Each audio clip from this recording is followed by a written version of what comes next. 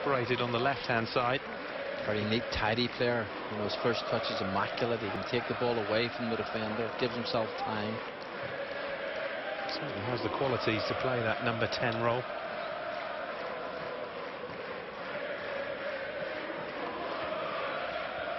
Pulisic. Park Ju-ho.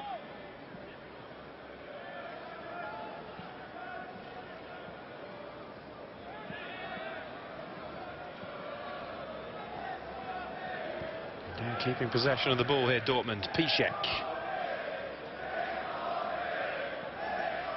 Headed away by Brugman.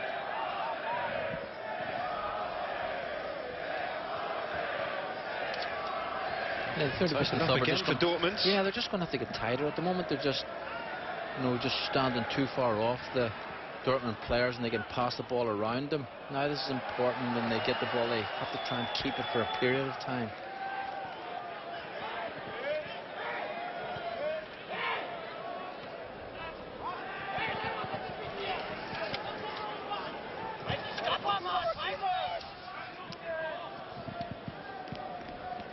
Dramatic 4-3 victory against Kaiserslautern at the weekend for Halischer. It's very different opposition here, though. Here's Ramos, who goes for goal. It's just too high, though, from the Colombian. First sight, though, of goal for Dortmund centre-forwards. Well, he got a little bit of time and space. His first touch was quite good. Seemed to get underneath the ball. Never looked to me as if he believed he was going to score.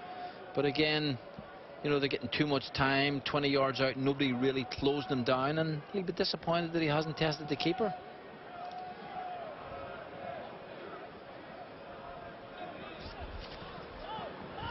Red Love.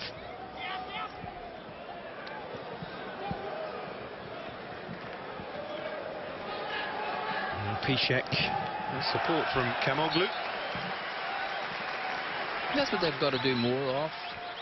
They've just got to press the ball, squeeze the ball. Don't give the Dortmund players time to pass around them. Don't have it for long, though. Halischer, Dortmund back in possession. Park Ju-ho to Pulisic. Nuri Sahin to Weigl. Emre Moore. Ramos. Close to everything at the moment, Dortmund. And now Schlick maybe can get it away for Halischer.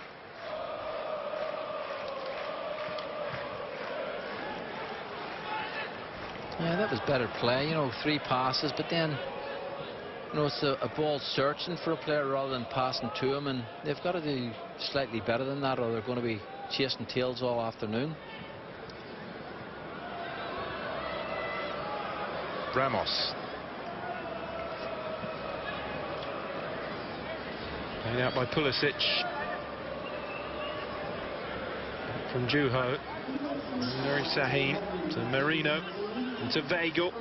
Shifted on one more to Burak Kamoglu.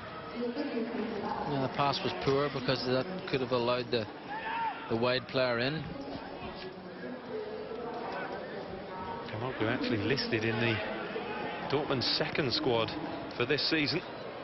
We'll see this as an opportunity to play his way into the thoughts of Thomas Tuchel. That's the way the German league system works. Dortmund's second team play in the lower divisions. This boy, Emre Moore, is a good player. I mean, you can see he's a lovely touch. He's very confident, quite arrogant on the ball, and the supporters certainly like him. He was capped for Denmark from under 17 to under 19s, and then switched to Turkey at under 21 level. 4 full caps now.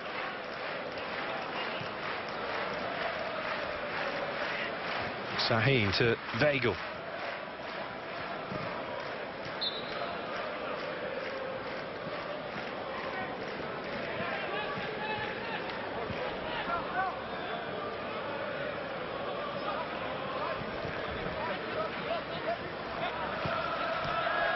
And in by Helve to Pfeffer. Now Moore goes for goal. Well, he made a bit of a meal of it, Red Love, the goalkeeper. Yeah, he's a very talented player. Hazard-like, isn't he, really? So he drifts about the pitch. He's a similar shape. A lovely touch on the ball and lovely balance. And as we can see, he's got a strike from distance as well. It's amazing when you see these pre-season games. They're not the same intensity as a cup game, and you can see where the senior players, the first division players, have a better touch, they have a better, feel for the game. They keep the ball better, and that's a big difference in modern day football. Breedlove.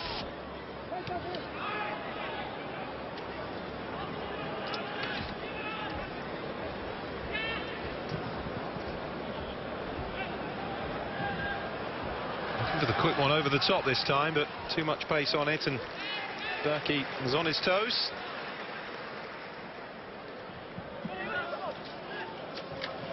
Bagel. Alicia are just retreating to the halfway line as soon as they lose the ball, and they're really conceding the attacking half. They allow Dortmund to have it and pass their way through. I think that could be a disaster for them, because some of these players in the Dortmund side are so quick and so fast and quick-feeted with their feet that anything can happen. As of yet, though, Breedlove remains pretty much untested. So a free kick for Halischer. Foul that time on Stenzel.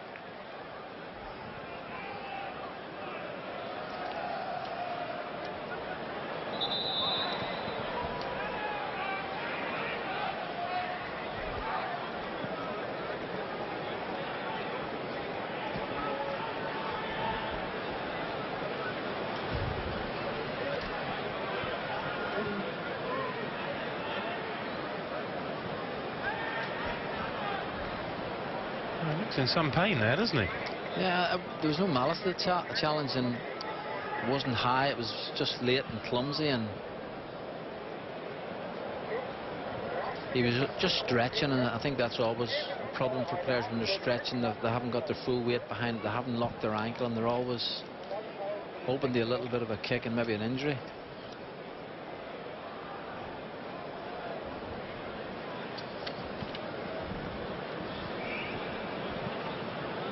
That fantastic support Dortmund having. They seem to be, when you look at the home fixtures, that wall of yellow and black, it's amazing to see them and to hear them. Yeah, it really is impressive. I worked in a game there quite a long time ago, and it was an amazing experience to go to the home ground and hear the support, the way they got behind the players. He's still down here, Stenzel. Well, I just think coaches don't need to take any risk with players at this stage. If there's any doubt at all, they should, make sure he's okay, get him off the pitch, put on a fresh pair of legs, and it's only a pre-season friendly. It's a problem that Rico Schmidt could do without, the coach of Halischer.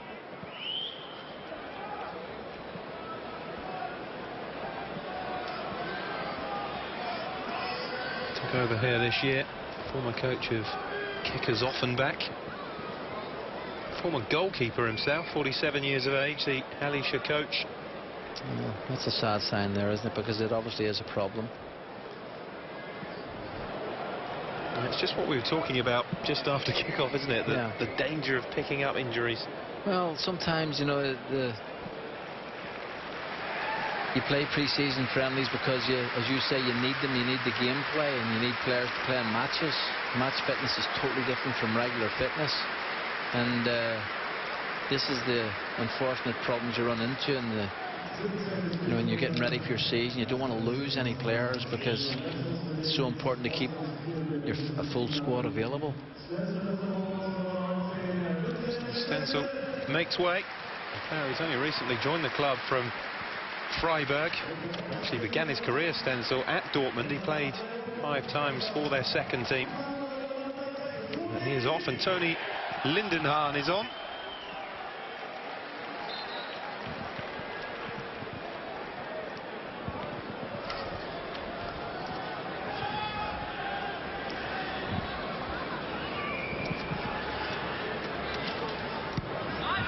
Played out by Breedlove.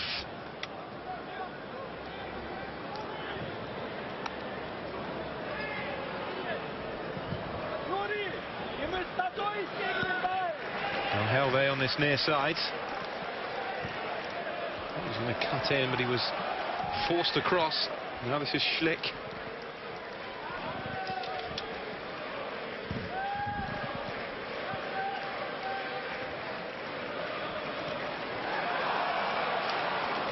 Once again it breaks down for Halischer, and Dortmund clear.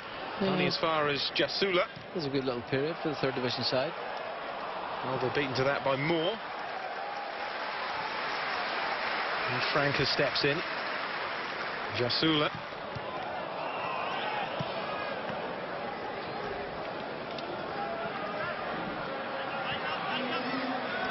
Now a chance for Moore, maybe, to run at the Halischer defence. He's still going. Moore, deflection off the crossbar, and then Pulisic with the header, unable to turn it in. But again, we've seen the quality, the danger of Emre Moore for Dortmund. Fantastic run, lovely balance, taking on players, knew exactly what he wanted to do. Short shift, dropped the shoulder, good, great strike, got a deflection, and yeah, it should have been 1-0. This is Dortmund corner.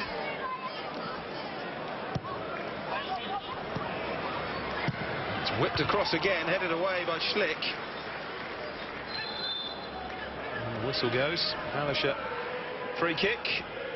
I'm not sure the last one was a shot or a cross, but certainly it was put into a very dangerous area.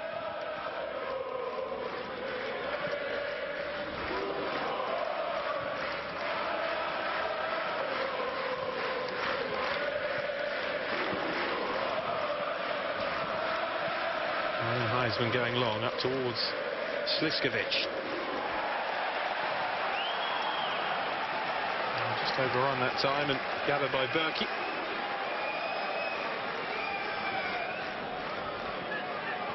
Moments when they've been in good possession, Halischer, and then it just breaks down at the wrong time. Yeah, they've grown into the game a little bit. After in the early stages I was fearful for them, but they've put together one or two passing movements now, and you know, you can see that the players who have, you know, quite experienced players, are not a real young side. If they get the ball, they should keep the ball, maybe lack a little bit of pace, but they've certainly got good belief. Played in towards Ramos. Very little chance of getting on the end of that, though, the Colombian striker. Yeah, difficult ball. He's actually worked very hard along the line, and once or twice the ball had been drilled into him. I'm sure he wasn't that pleased, but his control was quite good. Breedlove.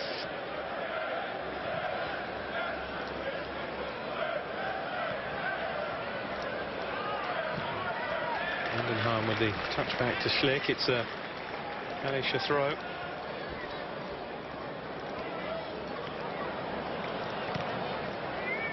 The other divisions in Germany underway much sooner than the Bundesliga. As I was saying, they're 4 games into their season. Halischer currently 10th. El Helve, Lebanese international, played in by El Helve. Oh, it almost opened up for Pfeffer. Yeah, you speak about the part of the season they're at, and this will be a nice little distraction for them to play against one of the big sides, the quality sides in German football. They've got off to a good start, won 3-0 at Rot-Weiss Erfurt on the opening day, but haven't won since. 2 draws and a defeat. 0-0 against Hansa Rostock here in their last league game before they turn their attention to the cup and that Kaiserslautern win. Here's Weigl, Piszczek, now Bernich.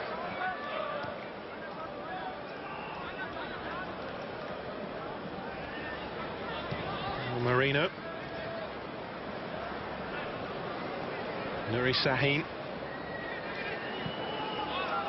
Playing his second spell with Dortmund after dalliances with Real Madrid and Liverpool. Here's Moore. Lovely ball through from Moore. Great chance, Pulisic. 1-0 Dortmund. And you suspected that when the breakthrough did come, that Emre Moore would be involved somewhere. And these 2 talented young players combining really well. Moore and Pulisic with the finish. 1-0 Dortmund. Yeah, it was 3 forward players all involved. Nice little layoff. The first touch was super, but the pass was wonderful. The movement was terrific as well. And what I like about the finish was it was a composure. You know, you see sometimes people look up, they're trying to blast it. He's looked at the goalkeeper. He just simply slid the ball home, passed the ball home. So a terrific move and a very, very good goal. But it has been coming. Pulisic, remember, who scored his first Dortmund goal back in April in a 3-0 win against Hamburg, making him the youngest non-German goal scorer in Bundesliga history. Just 17 years of age and already staking a claim for a regular slot in the Dortmund side. Weigl. Now Marino.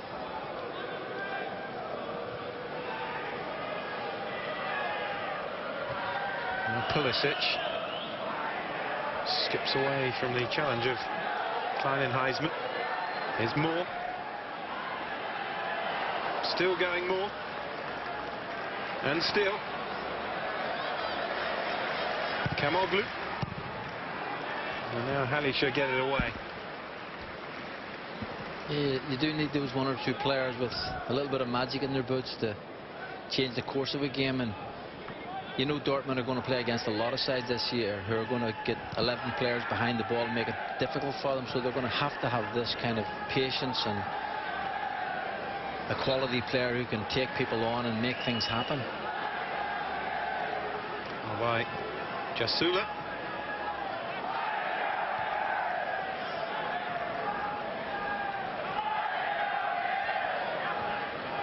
Now Marino. Burnic. There's Weigl.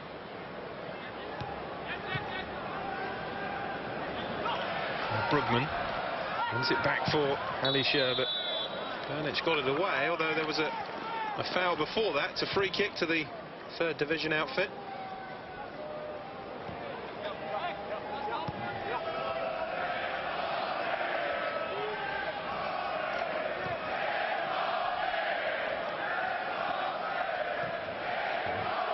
Schlick.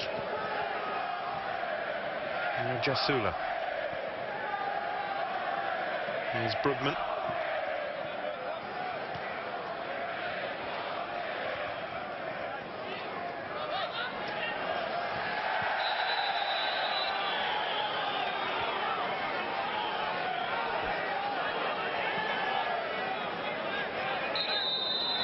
Helve had a terrific game. 2 goals in a 4-minute spell in that game against Kaiserslautern at the weekend. And Moore has got himself a yellow card here. Well, that's something he has to learn. A young player, if you don't get yourself booked in a friendly game like this, the coach will be not too pleased with him at all. Baumgartel whips the cross in, and well, that was half a chance. Yeah, I think that's what they've got to live off. Get the ball wide, get it in. They're big and they're strong. You know, try and feed off things. Sliskovic, the Croatian striker. I'm more surprised with the Moore situation because, I mean, it really was a nothing challenge and it was a free kick, get on with it. And you learn from these exercises, and that's something that he's going to have to learn very quickly. Mary Sahin. Juho. It's amazing now the way the Germans, especially their goalkeeper, as the international goalkeeper, starts it all off. He is definitely a centre back, isn't he? Well, it's almost 11 outfield players now, isn't it? That's right. That's right. They've got to be very comfortable. And Berkey is almost living on the 18, looking for the pass. Out by Jasula. Malaysia captain, who scored a 94th minute penalty in that win against Kaiserslautern just 4 minutes after the away side had levelled to make it 3-3. Here's Franke. Baumgartel. Comfortable clearance from Burnic into Weigl.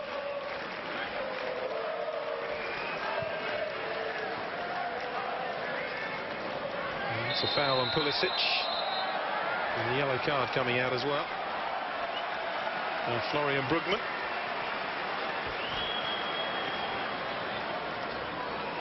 I suppose dramatic contests like that, when it's 4-3 and it's gone back and forth, mentally tiring as well, isn't it? It's a great game for the supporters. Not too sure for the players or for coaches, but that was a cynical challenge. You don't really want that. That's what I'm speaking about playing games with the first division against third and fourth division clubs. You don't want anything cynical. Just enjoy the experience, compete certainly at every level, and try and win the ball, but don't don't kick players. Bernich. Touched by Jasula to Brugman. And Baumgartel. Yeah, almost did well there. The pass wasn't kind to him, but his first touch was clever. He dinked the ball over, but it just spun out of play.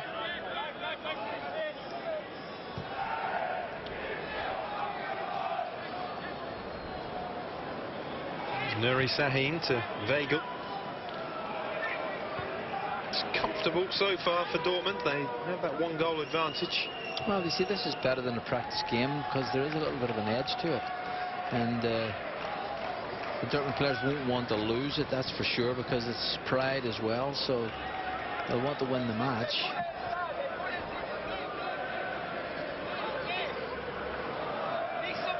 Certainly a step up in quality for Halischer, despite the fact there's numerous big names missing from the Dortmund starting 11.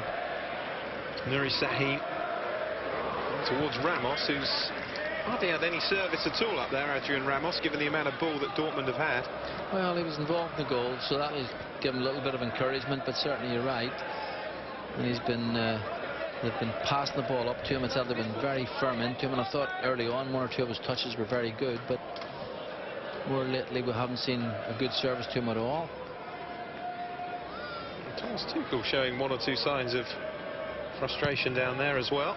Well, he'll be a little bit frustrated to the extent that they've had so much play. They haven't really created that many chances, 1 or 2 maybe. And they've had a lot of the ball, which is always good, and he'll take something from that, but he'll want to see something a little bit more explosive in the final third. Following the same managerial route as Jurgen Klopp at the moment, Thomas Tuchel, first Mainz for 5 years and then Dortmund. Well, if he does as well as the Liverpool manager, he'll be much sought after, that's for sure. Sliskovic. This is going to go. It's a free kick. There's 1 or 2 tasty ones going in.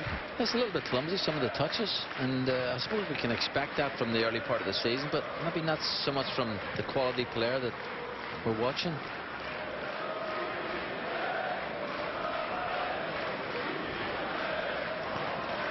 And Raymore. Kleinenheisman takes it away and looks to release El Halve. Yeah, the idea is great. It's just the execution of the pass is poor, and all of a sudden, from being in the position where they could break fast and maybe exploit the experienced first division side, the pass just lets them down. It's terrific to see the crowd here for a friendly game like this. It really is a bit special, and certainly makes it better for the players. There's Ju Ho. Yeah, it was the same at Sandhausen last week when Dortmund travelled there and won 3-0 against the second division side. Again, a really good turnout. Here's Moore. Kamoglu able to get through. Baumgartel clears for Halischer. Now space maybe now for El Halve. Has Sliskovic up with him. Looking to take on Piszczek. Gets it in. Sliskovic! Oh, he couldn't finish it off. It just got stuck under the big man's feet, didn't it? I don't think he expected it. It was a mistake by the defender. He should have cleared it. It went underneath him. The chance came to him, and I don't know what he was trying to do. He was trying to flick it in. But that was good play from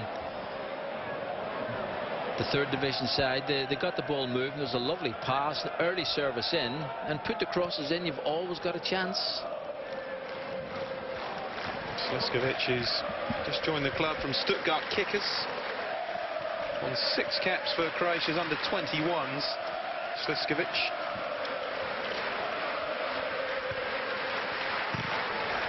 Yet to get off the mark this season, though, in the third league. 4 appearances, no goals.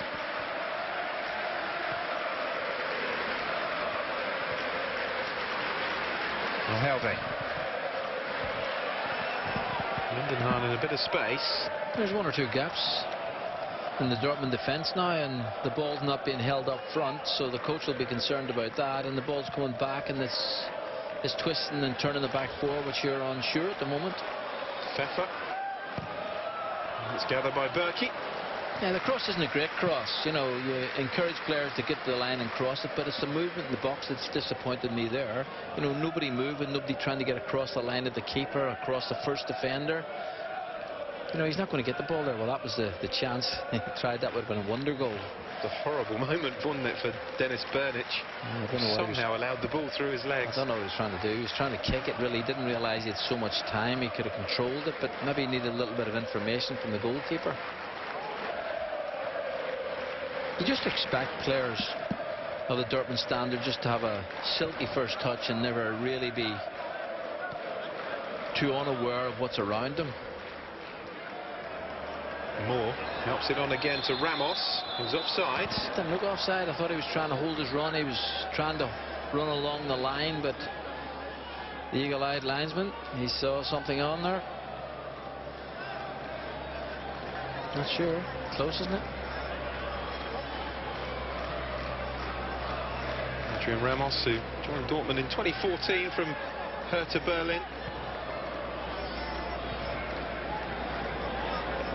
9 goals in 25 appearances last season. Aubameyang, of course, very much first choice. At least they do try and play the ball out from the back, which is to their credit. You know, they're trying to pass, they're trying to play.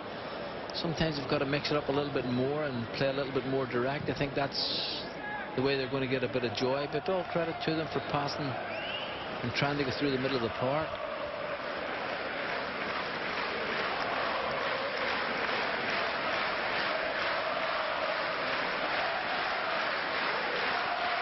This is better from Halischer, Lindenhahn.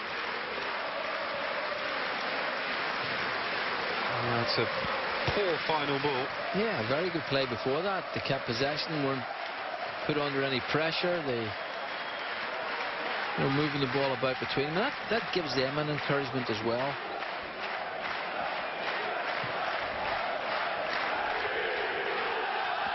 Ramos away from Jasula. Pulisic into Marino, who's forward from centre-back. He's still going, Marino! Well, it was nearly a terrific goal from the Spaniard. Well, silky skills, great touch, threatened to shoot, brought it on to his left, threatened to shoot, brought it on to his right, eventually put the shot in. And you can see he didn't get too flustered at all. There was no other pass really on for him, but I think he did the right thing, and maybe the only thing he'd be disappointed about is that he hasn't worked the keeper or hit the back of the net. Spanish under-19 international who could grab a few goals at his former club, Osasuna. 8 in 67 appearances. It's not a bad return for a central defender. Before switching to Borussia Dortmund. He actually signed in February, but of course couldn't make the move until July. There is Marino. Now Weigl. Well, that's what I was asked at the very start of the game. I just think they really need to get closer to the Dortmund players. Don't let them pass and play, and all of a sudden they've got a problem, and now they're looking as if they're a better side.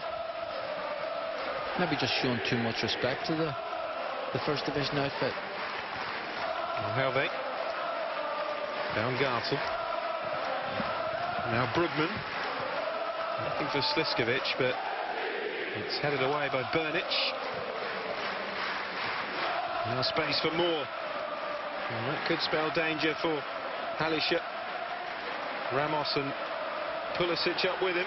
Moore still going. Oh! Tried the delightful cross from behind, but it's gathered by Breedlove. Yeah, it reminds me more and more of Hazard. I've seen him try to do that, but he's been quiet for the last 10 minutes. Ever since he's been booked, he's been out of the game, and I think he's a very young player, but absolutely a talent, and just needs to get involved more and more in the game like that.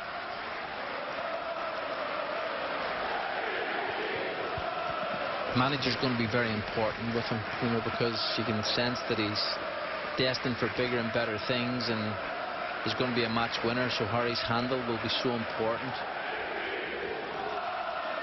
Yeah, played just 13 times in the Nordsjælland first team in his club in Denmark before Dortmund pounced to sign him in June. Well, I wouldn't have thought it would have been such a hard decision. You know, it's one of those where you're looking for gifted young players, and this guy definitely is very, very gifted. Yeah, there's a lot of clubs in the mix. Manchester United apparently interested in signing him as well, but Dortmund made the move first. Sliskovic.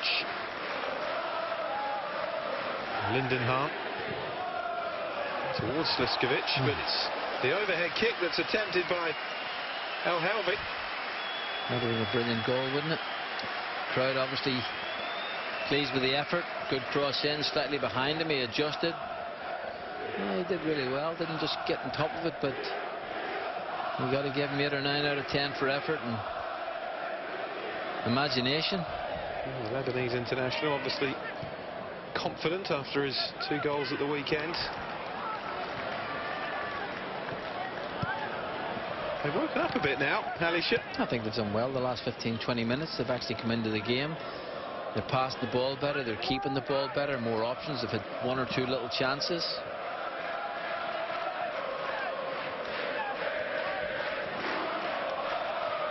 Pfeffer. Jasula. Now Schlick. Lindenhahn ahead of him. Here is the substitute. He replaced Stenzel, who unfortunately went off injured. Here's Brugman. A pull ball though to Hilal El Helvik. 5 minutes to half time. Yeah, I thought that was good passage of play. It's 1 or 2 players, and that's why they're so quiet, because their team, the important players, have gone missed at the moment. And we saw them early on where they could be very, very exciting.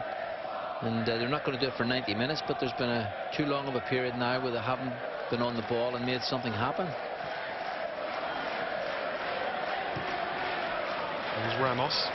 I'm hoping this is the season that they'll capture their first trophy under Thomas Tuchel.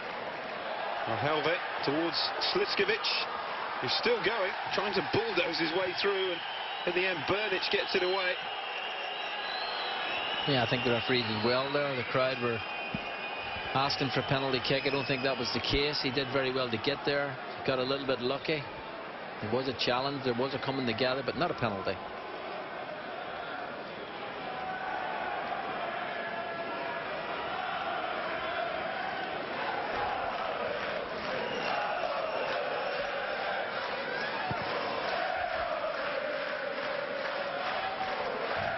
Well, look at that, no surprise to see possession statistics like that. Here's Marino again, he loves to come forward.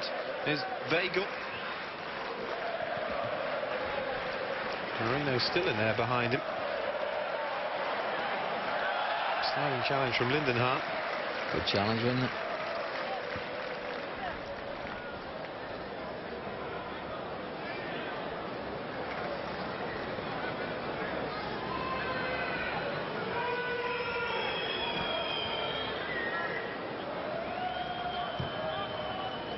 Kamoglu.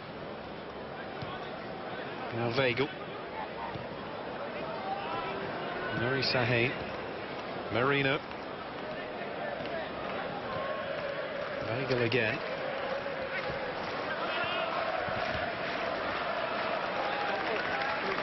He's barely played in the back for Mikel Marino in this game. Well, they've had so much possession, but I think both coaches will look at the first half and they'll have learned something about their players and certainly want more. I think the third division outfit started off giving and showing too much respect. 2 Dortmund players, they allowed them to have the ball. Little chance now. Good cross. Poor ball in from Pulisic. Yeah, but Emery Moore was the player. He was the difference in the 2 sides. And he has got a bit of class. He wants to get on the ball. I think his coach will be disappointed he got himself booked. He'll want him to be more involved in the game, certainly stay involved, and certainly get the ball in the final third. This was a goal. This was wonderful play, little triangle, and a classy finish. So the goal was brilliant, and they just need to show more of that.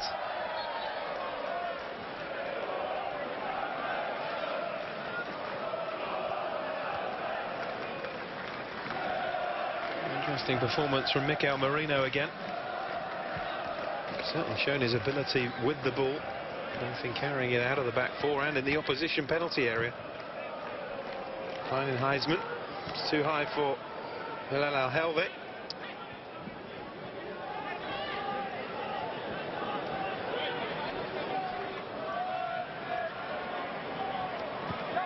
Weigl. And Nuri Sahin.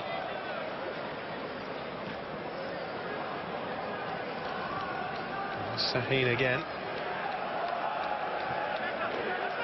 He just sits in there, doesn't he? And that allows Merino to go forward. He does. He's a sitting player. He does it very well. There's Weigl. Here is Merino. Park Joo-ho. Merino. Pulisic.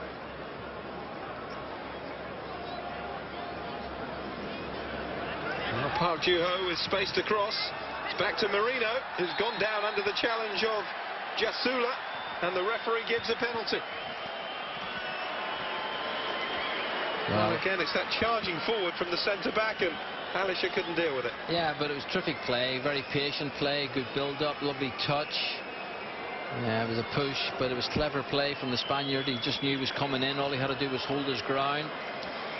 And yeah, it was a pushover. Very simple decision for the referee, but clumsy, isn't it? It was clumsy more than anything else. But you got to give credit to the Dortmund player. He was very clever. He knew there was something coming in. And the passage of play before it was terrific, where they just kept it, passed it, and didn't give them a chance to get it.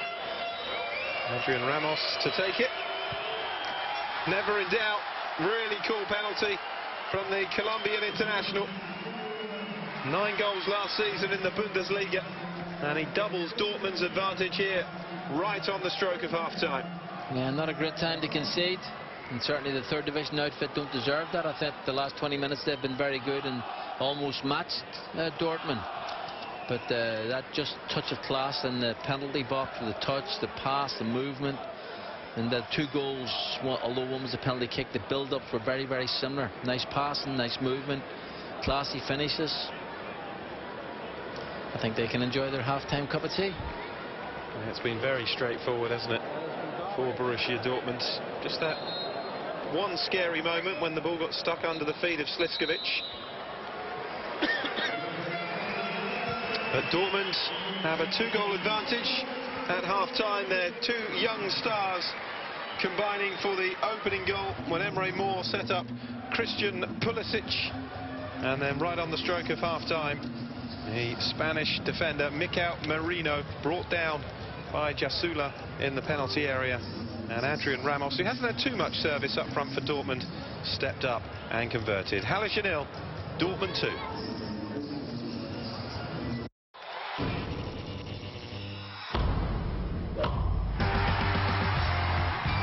The US Open, where dreams are made, starts Monday at 3:30, live and exclusive to Eurosport and Eurosport Player.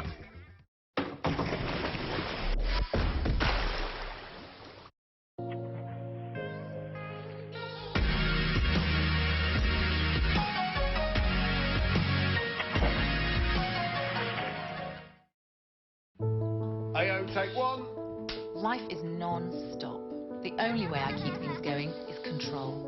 When we upgraded our kitchen appliances, I went to AO.com and found a fully Wi-Fi connected kitchen from Hoover. I chose next day delivery and the AO team fitted everything. I can access all of the appliances from the app on my phone. Now I can stay in control wherever I am. Wow!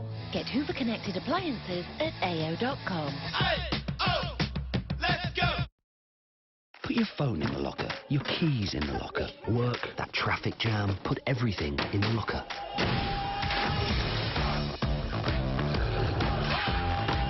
Don't dilly, don't dally. You have a heart, use it. You have senses, switch them on. In a place where you're more than just a number. And when you flop on the sofa at the end of the day, you'll know that was a day well spent. Come to life. David Lloyd Clubs. Okay, team, what if 30,000 people download the new app? We're good. Okay, what if 1 million people download the new app? We're good. 5 million? Good. We scale on demand. Hybrid infrastructure. Okay, what if 30 million people download the app? We're not good. We're total heroes. Scale on demand. We're the #1 company in cloud infrastructure. Can you be hands-on and hands-free? Yes, it's a Corsa. With Apple CarPlay support to use your favourite iPhone apps in your car simply and safely.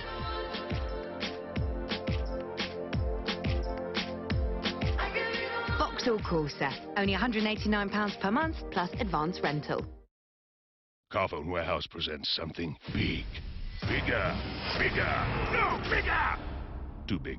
It's the UK's biggest mobile sale, featuring this stunning Samsung Galaxy S7. Save £130, just £28 per month. Bigger than a T-Rex, but not as big as space. The UK's biggest mobile sale. Some dude said there's a balance in the universe. The yin, the yang. Just that sometimes it all goes too yingy.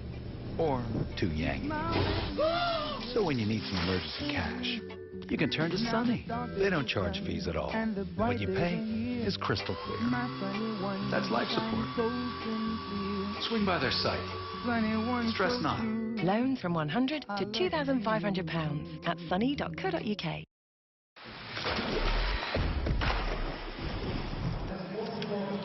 Welcome back to the Erdgas Sport Park in Halle, where Hallische are trailing to Borussia Dortmund by 2-0.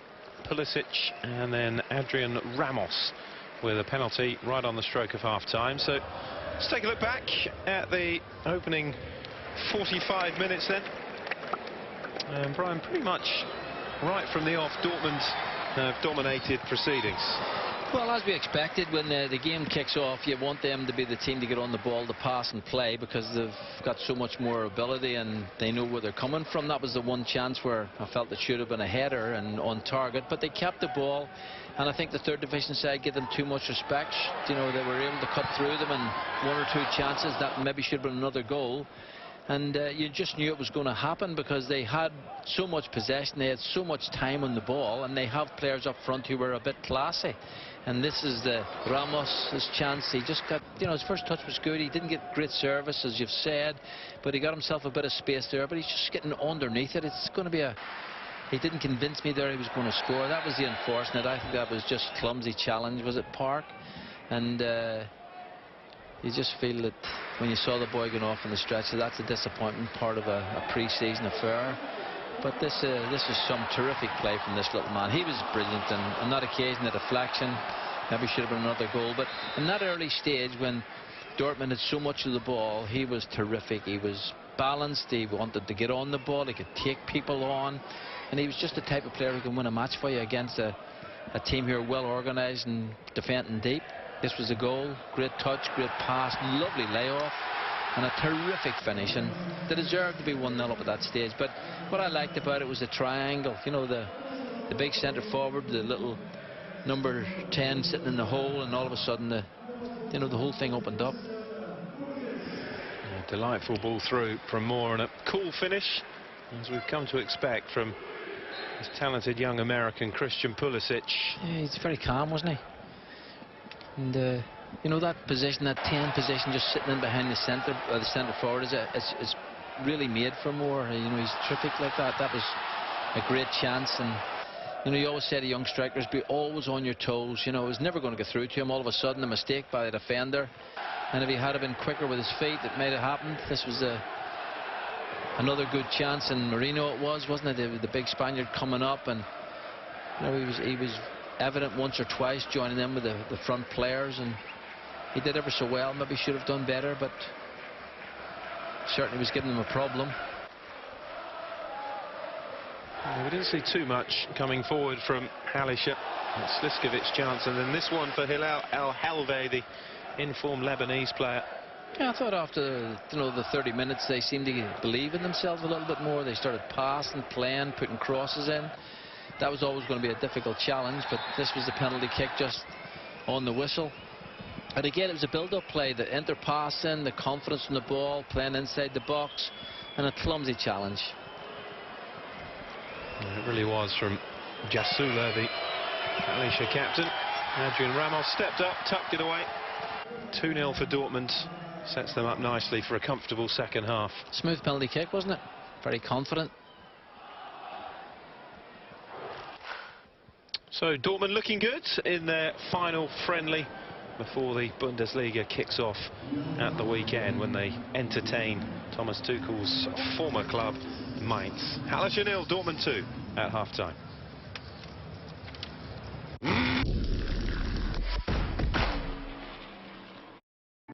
€6 free sign-up bonus. Deposits and withdrawals in a second.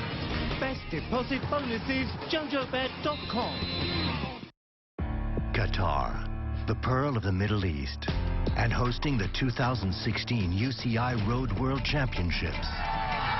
For the first time in the region, the greatest cyclists on the planet compete for the coveted rainbow jersey in the magnificent cityscape of Doha.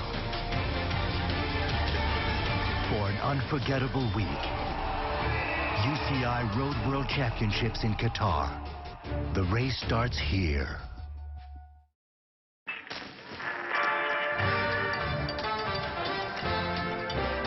I've got my mindset on you. I've got my mindset on you. I've got my mindset on you. I know what I've got. Checking your bank balance with the swipe of a finger is a little thing. But sometimes, little things make a big difference. Fast balance on your mobile from HSBC. It's a big little thing.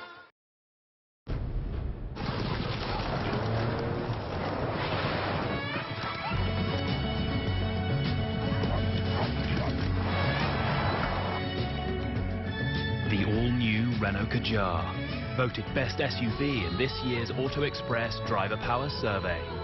Start living.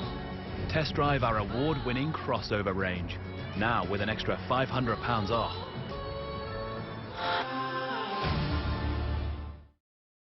If you're looking to transform your business, we've got amazing deals, like this Ford Transit Custom for just £179 per month.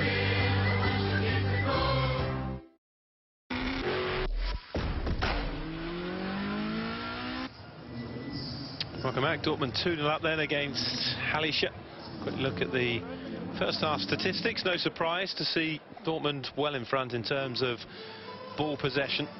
Home side yet to win a corner as well. Just the one shot on target. 4 for Dortmund. Yellow cards for Emre Moore of Dortmund and Florian Brugman of Halle.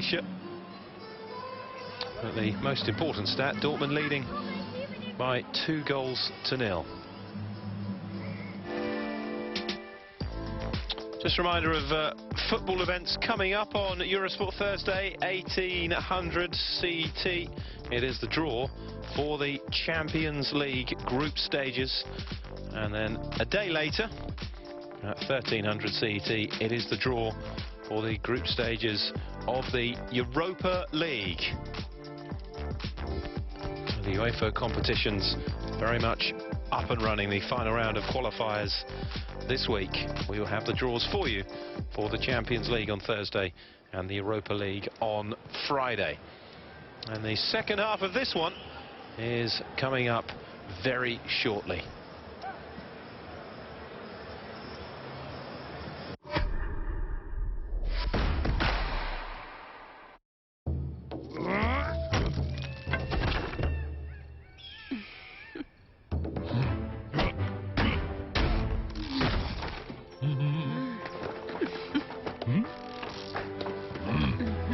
Forge of Empires. Develop your own city from the Stone Age to modernity. Available in the App Store and at FOE.tv. Forge of Empires. Play now.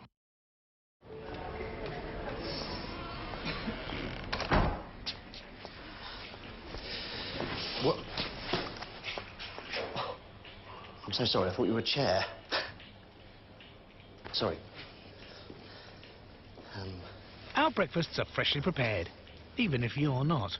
Like the all-in-one breakfast wrap. McDonald's. We make breakfast.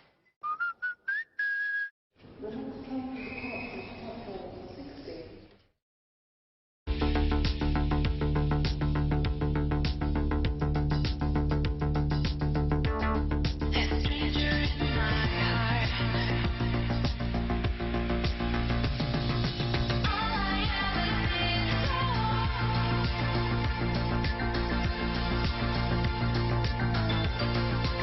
Mercedes-Benz C-Class from £299 per month.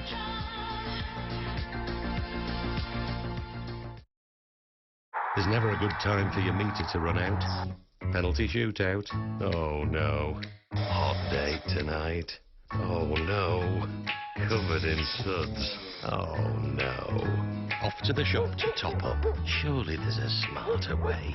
OVO lets you top up from the comfort of your home. Get the app, go online or use your phone. OVO's quick and easy. It could save you lots of dough. Switch to Smart Pay As You Go from OVO. I note the obvious differences in the human family. Some of us are serious. Some thrive on comedy. I've sailed upon the 7 seas and stopped in every land. I've seen the wonders of the world. Not yet one common man. I know 10,000 women called Jane and Mary Jane. I've not seen any two who really were the same. Mirror twins are different, although their features jibe, and lovers think quite different thoughts while lying side by side.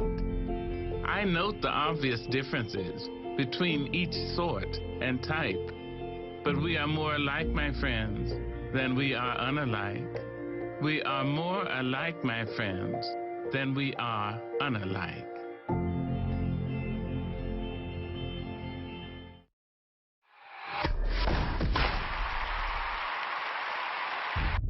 Breedlove.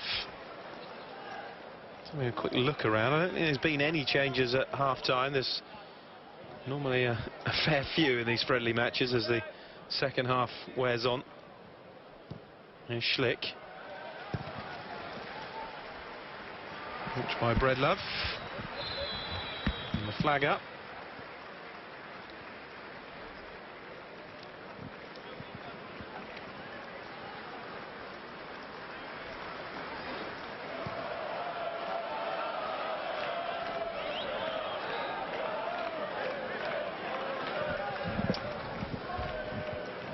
There's more.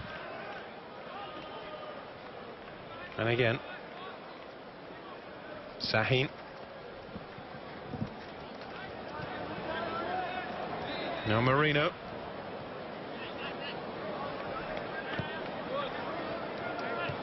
Shifted on by Sahin again. Second half starting pretty much how the first half went, with Dortmund having all of the ball.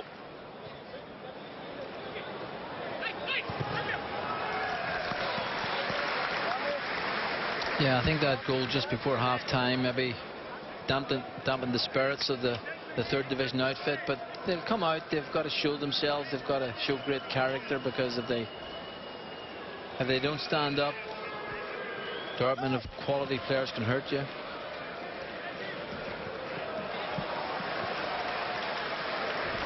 Alisher looking to counter with Brugman. Goes backwards again though to Breedlove. Now Baumgartel.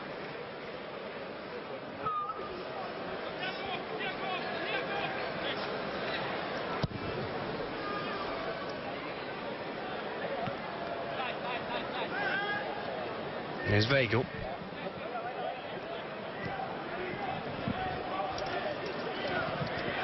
Well, there is one change. Rahom on for Pfeffer. There's Ramos.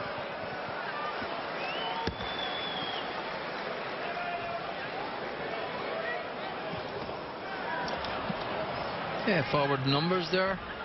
And just a stray pass at the end. You've mentioned it once or twice. Alisher, just to get the ball, and then the final pass is poor. It's played in behind for Pulisic. He pulled it across and too quick for Ramos. Yeah, I would have been disappointed with that, because I think that Ramos should have done better. You know, he was in the box. He didn't, you know, take the defender away and then come across to, you know, try and get in front of him just to get a tap in. But it was a quick, slick move. Rahom has just come on. 10 caps for Finland. Finnish international. 27 goals in 86 appearances for Hallischer since 2013.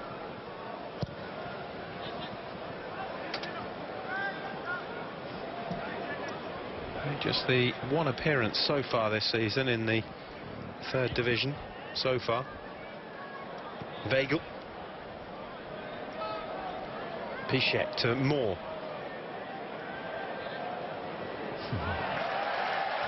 Defender did well there. He'd slipped, and credit to him, he kept his eye on the ball. And played by Alhelvet. And Schlick.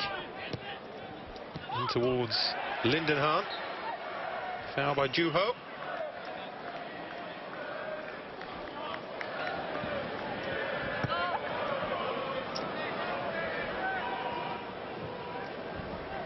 Now Brugman.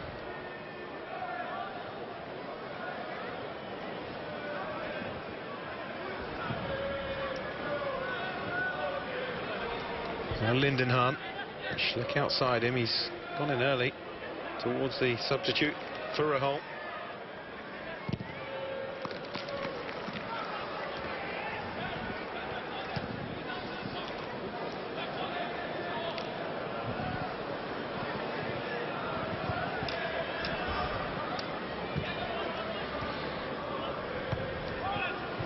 There's plenty of Dortmund substitutes warming up behind the goal. There's Bernich. It's a risky one. Very nearly picked off by Jasula. Well, very risky from the start. The keeper didn't play it out to the right player, and all of a sudden there was no options on. But the pleasing thing for me was that Alicia pushed right up, didn't allow them to pass and play out, and really put pressure on them.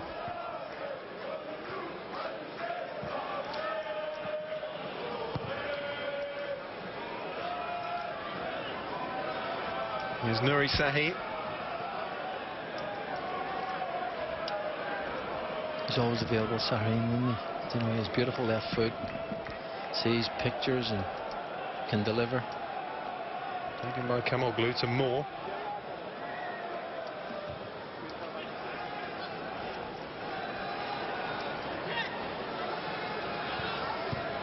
And you can see why Real Madrid took a punt on Sahin, even though it didn't ultimately work out for him there. No, he'll have gained experience, and today he's been a class act because he hasn't been under too much pressure, but he's always been available.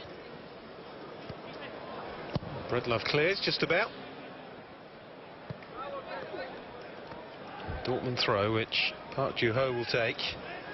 Doesn't look very happy with himself, does he? Keepers love it when they've time and space, and that's what you've got to try and deny them. Sahin. And Pulisic. I would imagine the Dortmund coach will have had a word at half-time, just asking his players to move the ball a bit quicker, because I think when they do that, they look more effective. Kamoglu's ball in towards Ramos. It's cleared by Franke.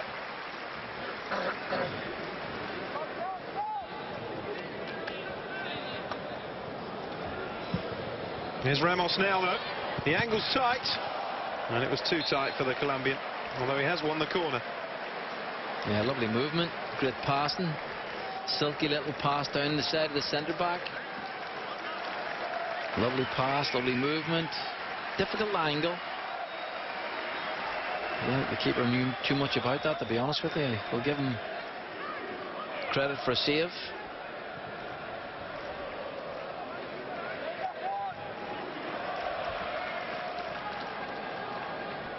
Continues to be all Dortmund. Pulisic. Nope. Yeah, he's a talent. He really is a talent, and he's got wonderful skills, and you can see why people would want to have him in their side, because when you get and you play against teams who are very well organised, defensively minded, not giving you much space, you need someone like Moore to open it up. He's got 9 in his back, but he plays in that position 10, just in behind the front player. But I think he could play wide, he could play on the left-hand side coming in, he could play on the right-hand side coming in on a stronger foot. Yeah, he's a talent. And I think Marino has done well as well today. I mean, he is supposed to be a centre-back, but certainly hasn't played like that. Well, he could prove to be a clever signing from Osasuna, the 20-year-old Spaniard. Well, he fits into the team because he can pass, he can play, he's comfortable on the ball, and he certainly likes to get forward. Brugman. It's looking as though Dortmund are going to kick off the domestic league season on the back of 3 successive wins. Those 3-0 wins at Sandhausen in a friendly, and then the 3-0 cup win against Eintracht Trier at the weekend.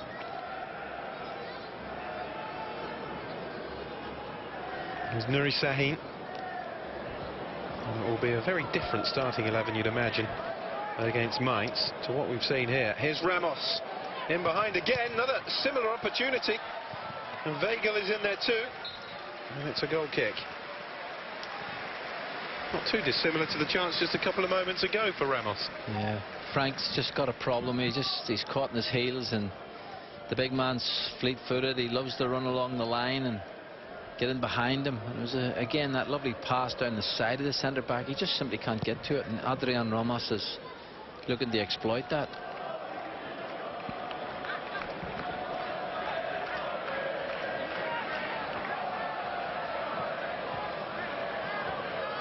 Brugman. Sliskovic. Jasula. It's a lovely ball by Jasula to Schlick. Just held out by Park Joo-ho. Couldn't get it down, could he? Chest control was not bad, just wasn't clinical enough. Just couldn't get it down. He was closed down. Now they've got a problem. Got to get Shirts back. It's Pulisic. Yep. Industrial push.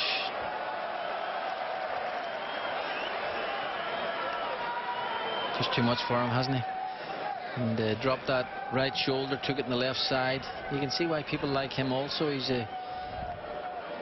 has a talent. He's comfortable on the ball, and as we saw from the finish, he's got an eye for a goal. Yeah, the future looks promising for Dortmund, but it's that age-old problem they have of holding on to their best players. Bayern Munich keep circling and cherry-picking their top players. Difficult to try and compete, isn't it, when that happens? It is. Yeah, you're looking for players' loyalty. Played in by Moore. And of course the money's so great now, you can understand players being, you know, distracted by the numbers that are thrown in front of them. It's Park Joo-ho.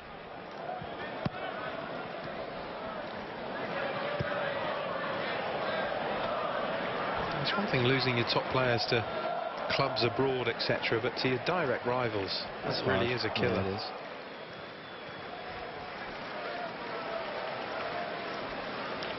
Kamoglu chasing to get it back, but Brugman's done well. From Baumgartel. Now the substitutes, Furreholm into Sliskovic. Well, Furreholm continued the run, but it was a poor ball back to him and cut out by Dennis Bernic.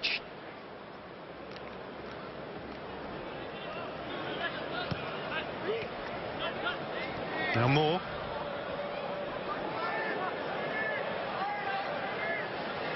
Still going. He's a confident runner with the ball, isn't he? He is. Here's Ramos. Weigl.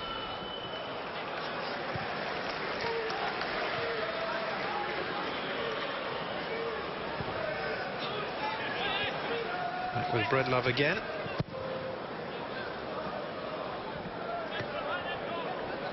Park Joo-ho's header. Marina. Play through towards Pulisic. Keeps it in play, and does he win the corner? I think the last touch was off Schlick.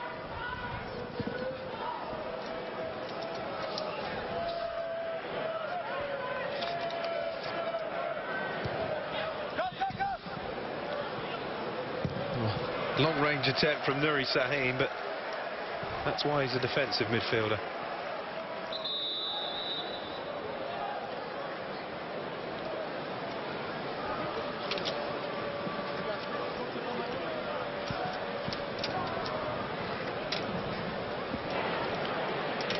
Well, good luck with this, Brian. They're definitely going to make a change, or that's a scrum. Goodness me. Well, there's going to be a triple change as well for Hallershut.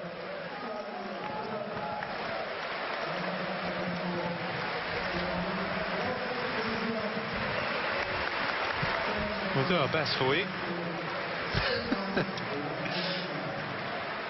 This is always a problem with friendly matches. There's Saduya Bouya. There's one of the three changes. Schlichting has come on as well, and Martin Ludwig.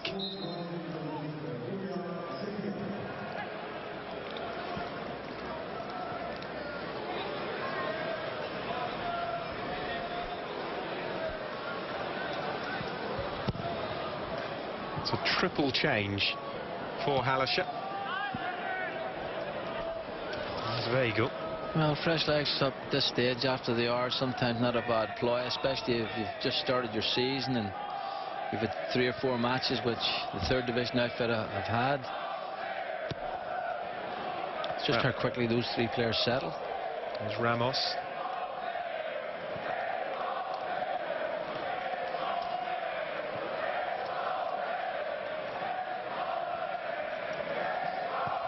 And Sahin to Burnich.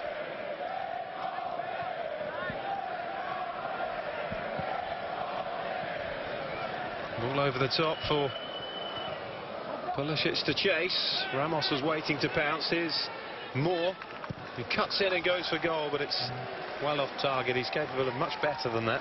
Yeah, the first part was right. Lovely touch, little drop of the right, then the left shoulder and back onto the left foot, and I would have fancied him from there.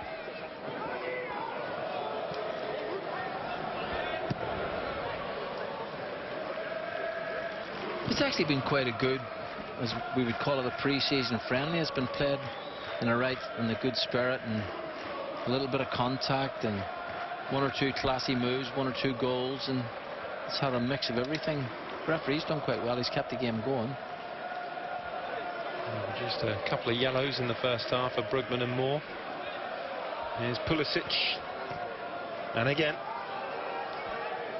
Marino up in support. Marino was the intention of Pulisic's pass, but it was well covered by Schlick.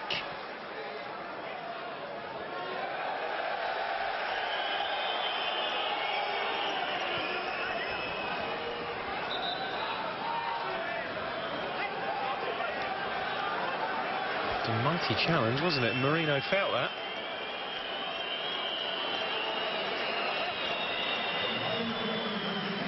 Only just having a word with the referee as well, I think, about the ferocity of the challenge. Well, here come the mass Dortmund changes. I think there's 8 players coming on here, so do bear with us.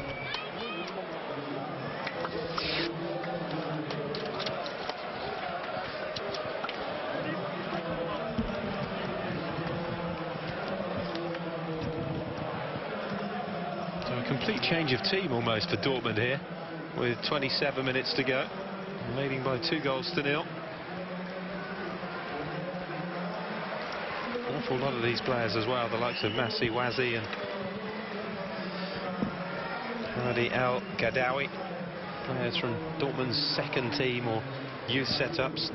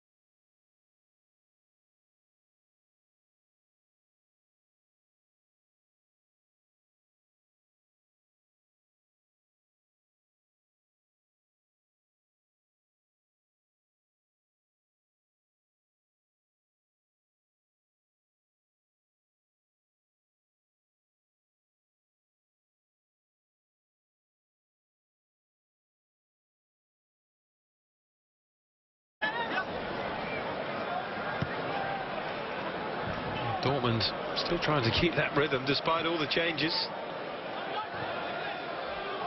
Cross in from Amanidu. Still it's not away. There's a pass on.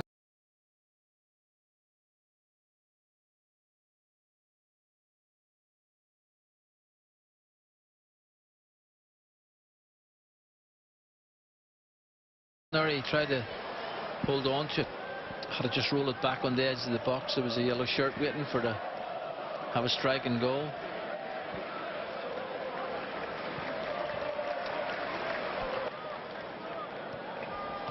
Mangala.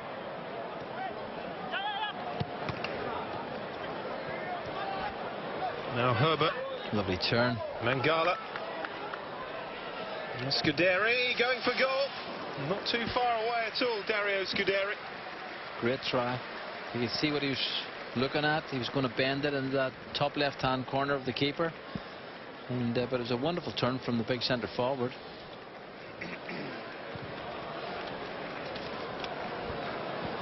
Stepped away from Schlick, but just couldn't keep the ball on target.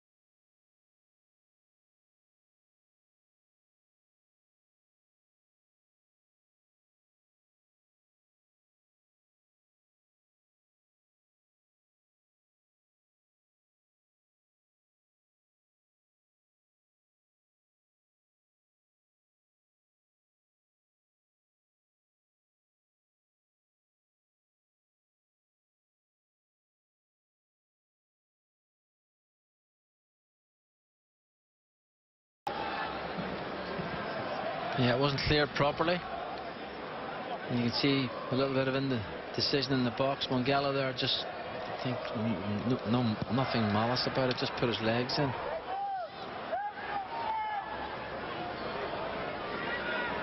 Lindenhut. Now Brugman. It's a good spell this for Halischer. Oh, the header on. Just needed another touch from Furahom, who was in there. The initial header won by the Croatian.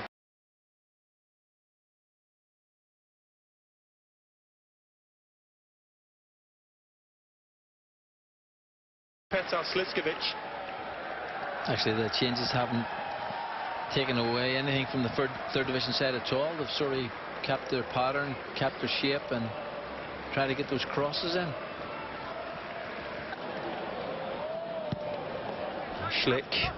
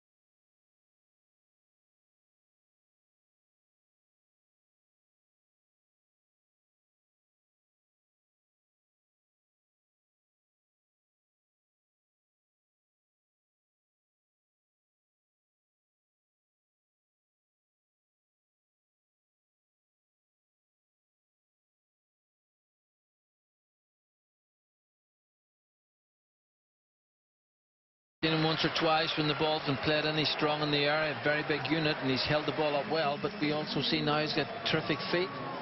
He had a chance to play the ball early, kept his calm, kept his composure. Good pass, and it fell to him kindly. It was a good pass, very unselfish. Threatened to strike it, keeper come out, and then just passed the ball home. Good finish.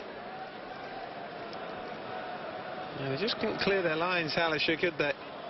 And it was a neat little ball through to set up Al Gadawi from David Sauerland.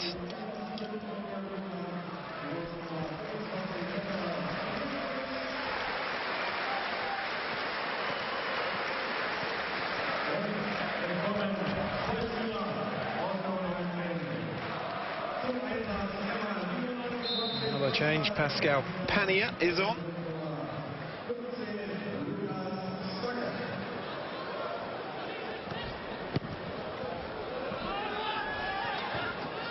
Brookman has made way, I think, for Stagger.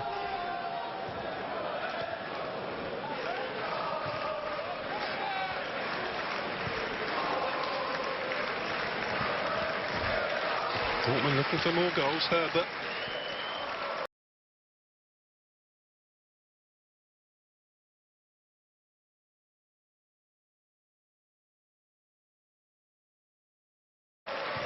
And nothing if not hungry, the players who have come on for the side in yellow. Aminudu.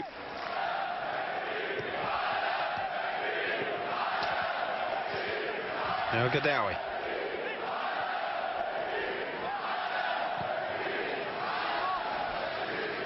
Made his way into the penalty area again. Al Gadawi. Yeah, just delayed on the cross. Maybe one too many touches, and the fullback was always going to close him down. But Scuderi. Yeah, third division outfit at the moment. Problem keeping the ball. Deflection on that. I think it hit Al Gadawi, but Scuderi's been lively since coming on. He has looked very lively. One chance and he almost curled the ball in. But the game has very much went the way the first half went. I thought that Dortmund started off keeping the ball, and you were hoping the third division outfit would get tighter. They haven't really shown enough quality to be able to keep the ball long enough. Mangala. Strange one this now, isn't it? Because it's almost two different teams playing each other. Yeah, there's been so many changes. It's just like you know, they've got so many quality players, Dortmund, that they can play these players and still feel comfortable.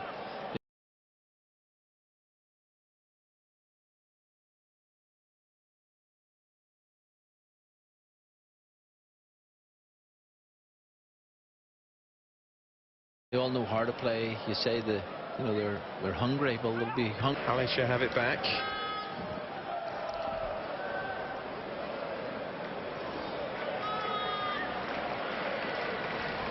From Mangala. Now Herbert looking to release El Gadawi. The problem was nobody was showing for him. He was trying to get away with the ball. He was having to run with it, but there was no options on for him, and that's where you see the difference in the two sides. Every time a Dortmund player has the ball, he's got 2 or 3 passes on.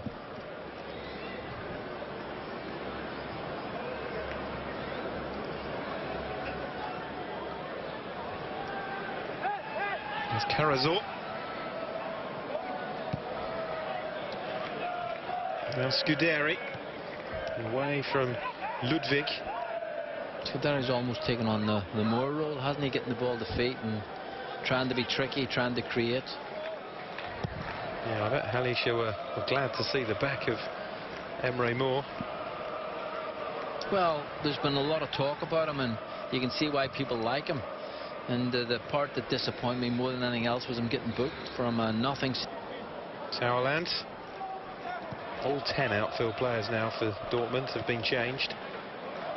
There's Manka.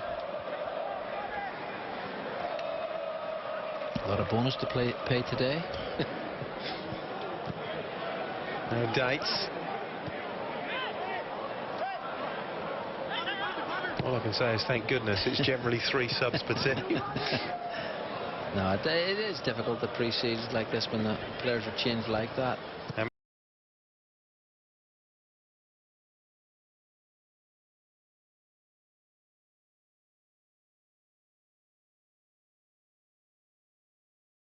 And the coaches thinking, because they're obviously trying to give everybody game time. It gives them a chance to look at players who are, working towards fitness. Maybe one or two have had a little knock coming back to fitness, and he's not going to take any chances. And both teams.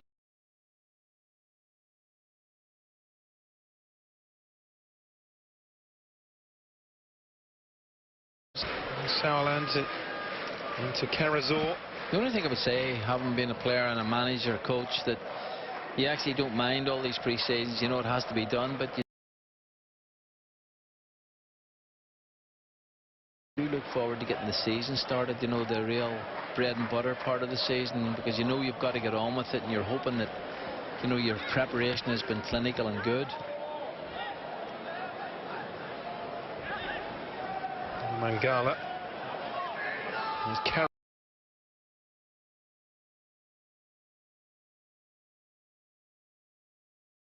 Carazor. Come a little bit on tight, the finishing line.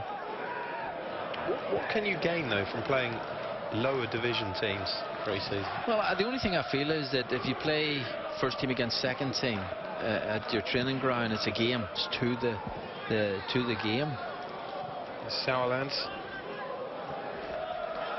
There's Wassi.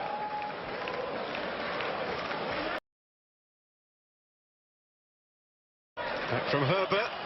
That's almost good play between Wassi and Herbert. That's the big difference, although that wasn't the best example between the two teams. There's a lot of differences. The pass, and it's slicker, they're more comfortable on the touch.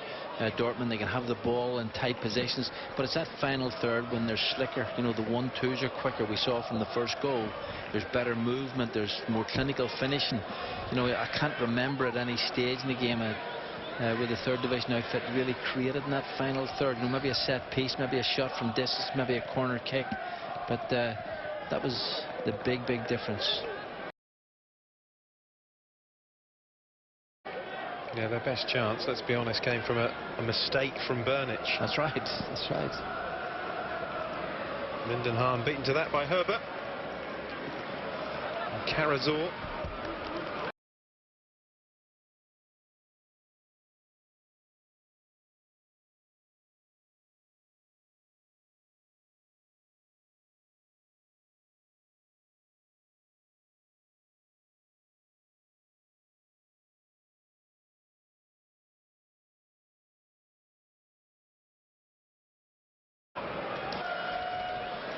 Schlick. Can they give their fans at least something to cheer? At the moment, Dortmund are heading for a third successive possessed by Scuderi. Of course, there is time still for Dortmund to add to this scoreline. On Hallischer, though, for a home.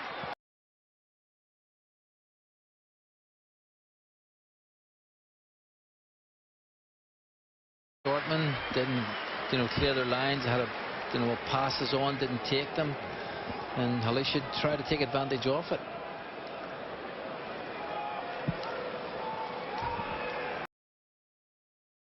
Manchester United hooked away by Mangala. Leaving behind by Lindenhahn.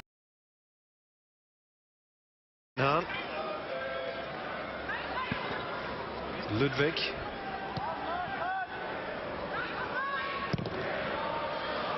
Crossing again.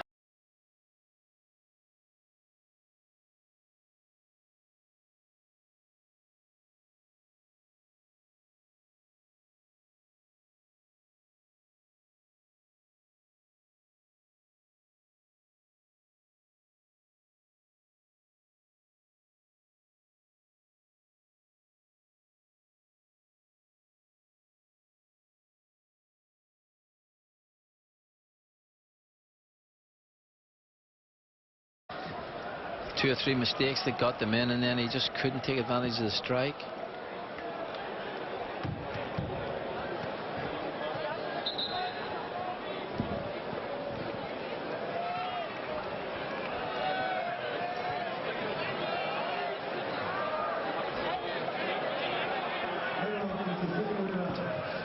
You'd have thought they'd have run out of players by now.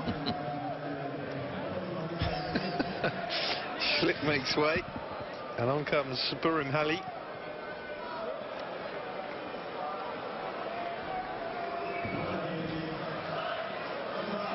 Gutta. Jikian Gutta. We're going to get round about 8 minutes, the 3 latest introductions.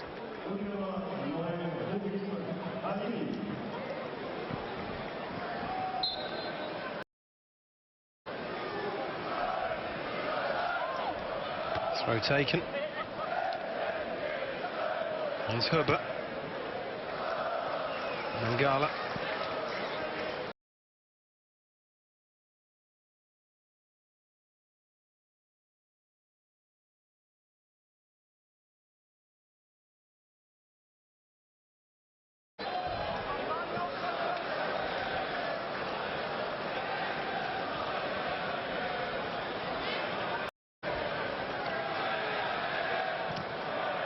Well, Dortmund won the first game 2-0 and they're winning the second game 1-0 at the moment. Yeah, I mean, we're looking to see, you know, where that special player is, and Scudari, I think, has impressed from the second batch of Dortmund players that have come on. I think he'll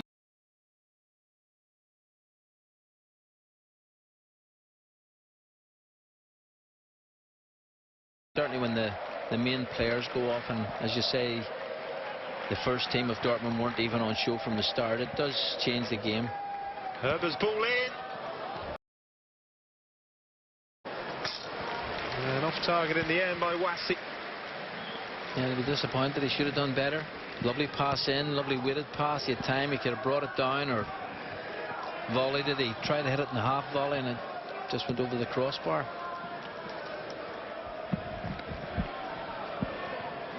Despite the fact they're sized 3-0 down, I think they've had a relatively pleasurable evening. It's a nice conditions here.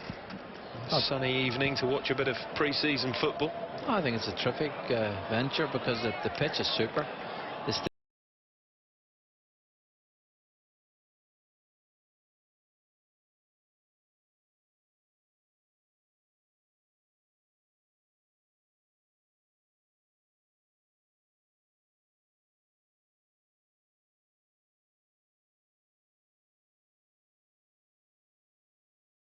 Best success came in the old East Germany, 1956 and 62. They won the old East German Cup when Germany was a divided nation. Borussia Dortmund, 8-time German champions, 3-time German Cup winners, and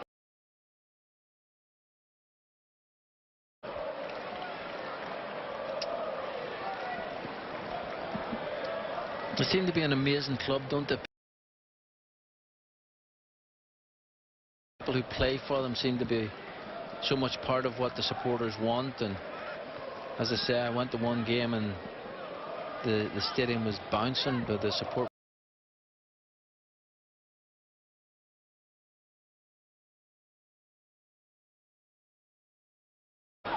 leading on to Ludwig. He didn't really look for a target there, Ludwig, did he? Just swung it into the general direction of the penalty area.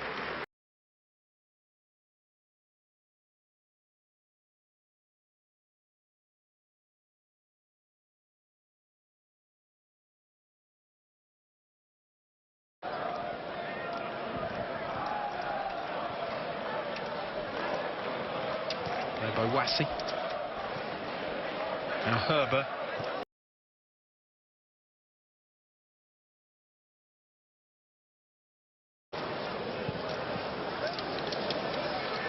That's a good play again here by Aminyidu. And it's blocked behind.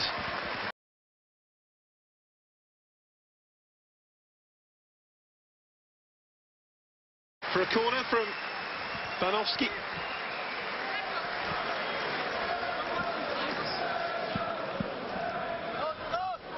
Yeah, he did ever so well to get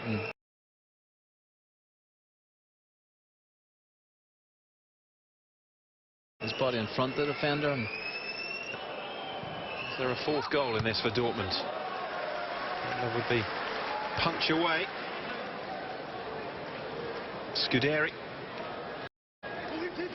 Skips away from two challenges again, Scuderi. Fizzing cross in. Hallie should get it away. A chance to counter maybe. Look for that consolation goal.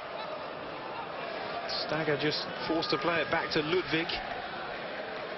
For a heights clears for Dortmund. Very nearly the consolation goal that the home fans crave.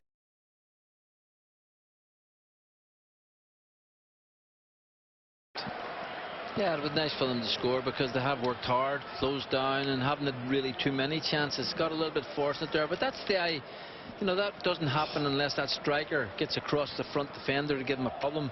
Goalkeeper catches out of the corner of his eye, and all of a sudden they've got a little chance. We just couldn't get the toe to it, could he? So close.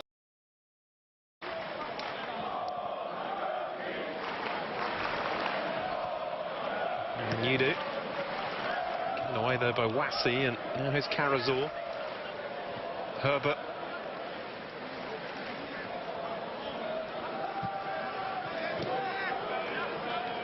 Scuderi.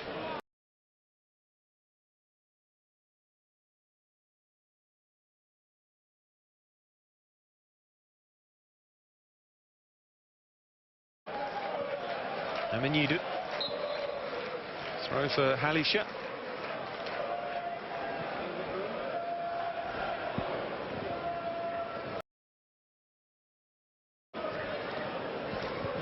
I've seen enough.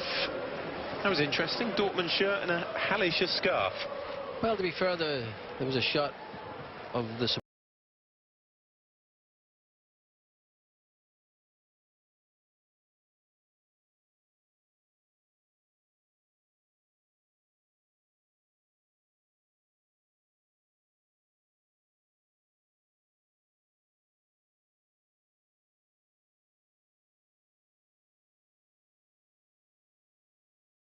Amenido. Then he's found Mangala. Gets the cross in towards Al Ghadori. Oh, Amenido couldn't pull the trigger. Oh, and that was a decent effort from Sauerland. Well, I think as we approach the end of the game, I think both coaches will be, quietly pleased.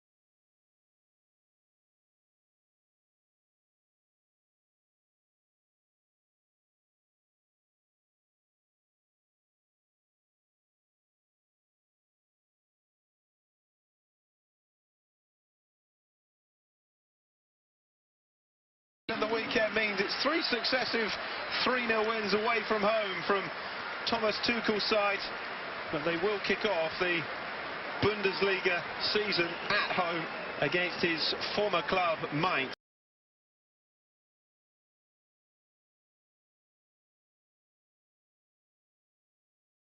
On Saturday, Halle 0, Dortmund 3.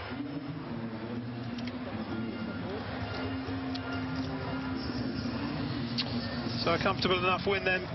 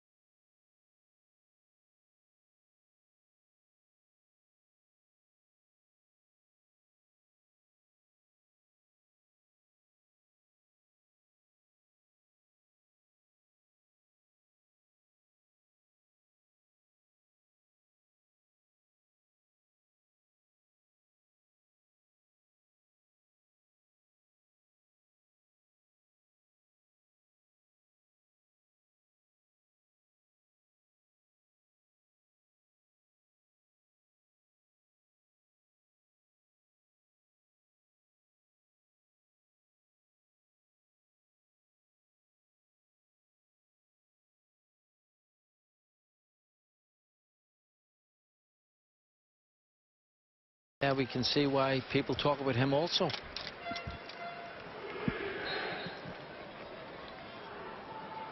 Yeah, promising season ahead potentially for both Pulisic and Moore, the two youngsters. Pulisic, remember, only 17. Didn't see too much from Halisher as an attacking force there. Best chance created by a Burnic mistake, but Sliskovic unable to readjust his feet and turn it in. Yeah, well, he tried a little bit of magic with his heel, but that wasn't going to work. Should have been on his toes, but had a better chance. But then we saw this, and this almost, deserved the goal. The centre-back coming forward, the Spaniard, he terrific feet, great balance. And he'll be disappointed that he didn't, really slot the ball home, because it was a lovely position he created for himself, and all down to his own good work. Yeah, again, the new signing from Osasuna could prove to be an astute piece of business for Borussia Dortmund. Well, that was the Lebanese.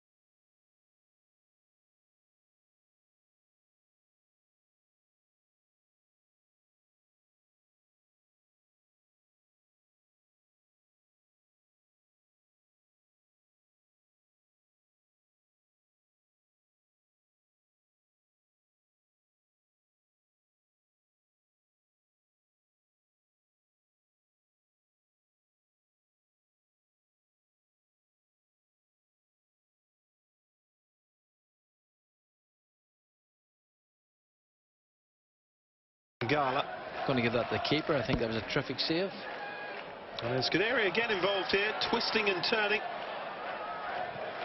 Mangala picking up the pieces, and then Sauerland slipping it through, and a good finish from Al Gadawi. Yeah, the finish was class. There was a little bit of luck attached to it, but the passing was good. He kept his composure.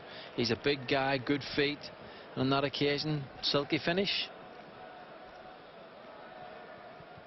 And there really was no way back from there for Halisher, who almost made as many changes themselves as Dortmund did in the second half, keeping players, of course, fresh for the return to the third division action this coming weekend. Thureholm's ball across here, and this was so close to a consolation goal for Lucas Stagger, but they managed to keep a third successive clean sheet since losing the German Super Cup 2-0 to Bayern. So worth the 4-hour journey, perhaps, for those Dortmund supporters, an opportunity to take a look at one or two of the younger players in the Dortmund youth ranks.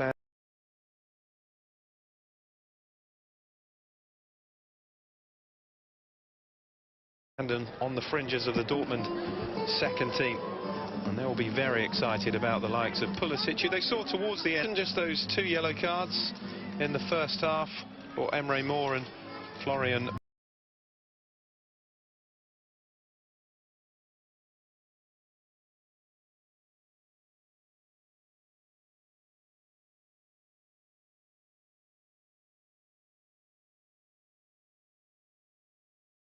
Brugman. Just 3 corners for Halisher. Dortmund really for the new Bundesliga season. Just to remind you of the Champions League and Europa League draws to come.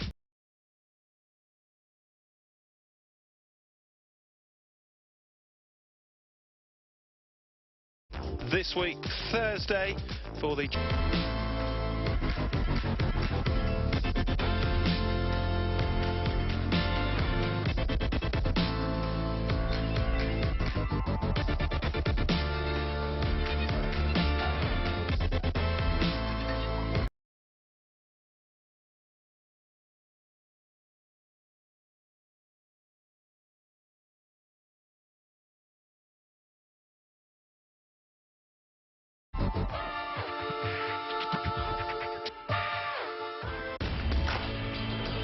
Diamond League Athletics from Lausanne.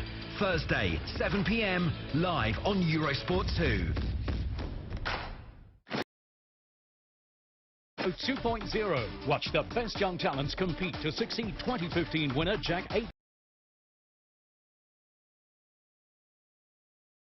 Started in Formula Renault 2.0. Follow the class of 2016 across Europe, including a support race to the iconic Monaco Grand.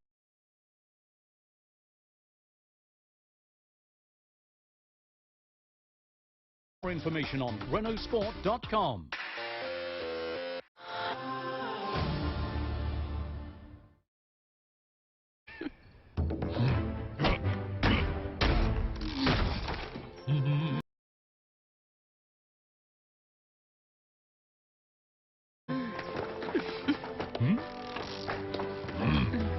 Forge of Empires. Develop your own city from the Stone Age to modernity.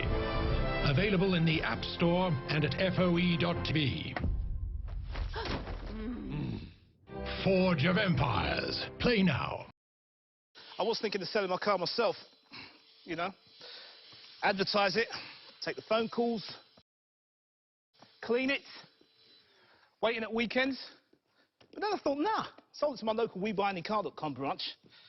The money went straight to my bank. Didn't it, boys? Oh, Dad! To sell your car without the hassle, enter your reg number now at WeBuyAnyCar.com, the UK's favourite.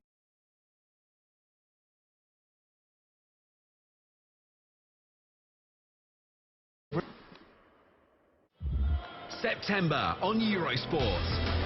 In the US Open, Murray aims for 2 slams in a row, and Serena aims to be the greatest of all time. La Vuelta sees Chris Froome go for a first ever red jersey. In the Davis Cup semis, Great Britain host Argentina. World Superbikes is shaping up to be a battle of the Brits. And in British Superbikes, all eyes are on a place in the showdown. This September on Eurosport.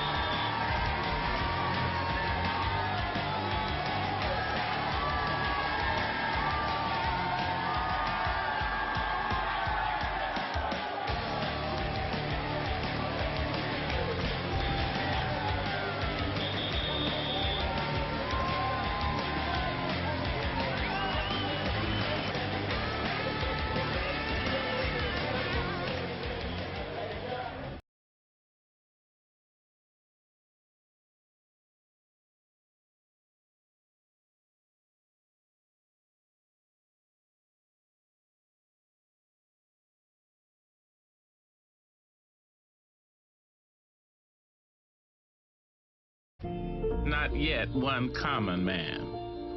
I know 10,000 women called Jane. Mirror twins are different, although their features jibe, and lovers think quite different thoughts.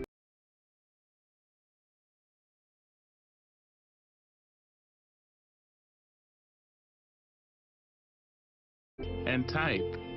But we are more alike, my friends, than we are unalike. We are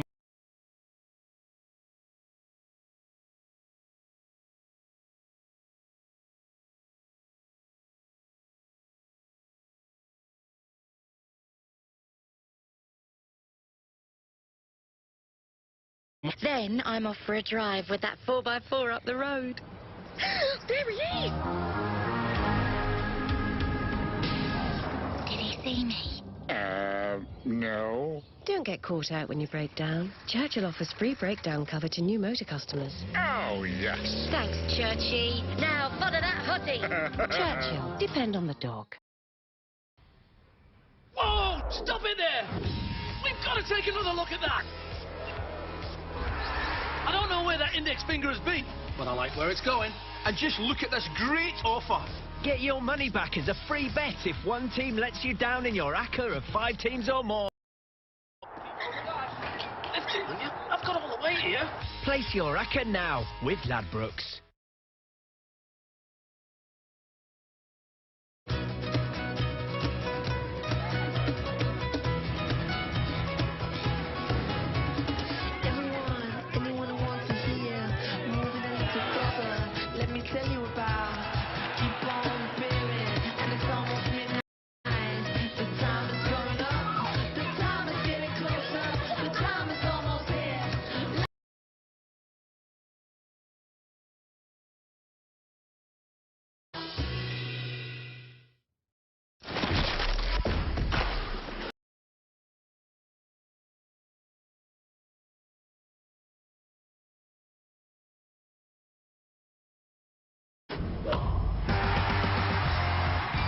The US Open, where dreams are made, starts next Monday at 3:30, live and exclusive to Eurosport and Eurosport Player.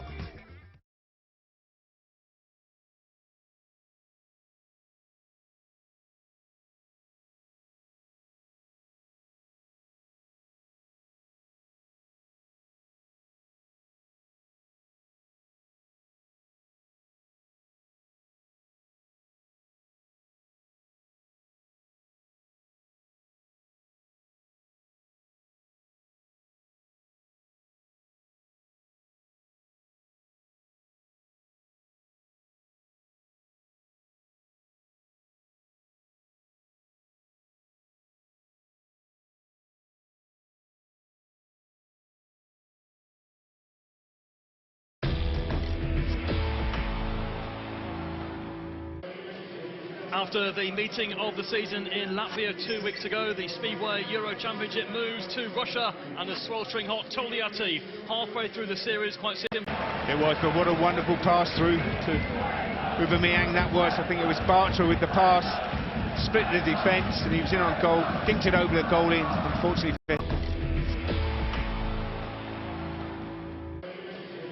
After the meeting of the season in Latvia 2 weeks ago, the Speedway Euro Championship moves to Russia and the sweltering hot Toliati halfway through the series, quite simply anyone can win it. 3 points covers the top 10, 5 points covers the top 14. A good meeting today could tee almost everyone up for glory in round 4 in Rybnik next month. And after the dramatic action from both Gustro and Argopils, what will round 3 bring? We're all set to go racing.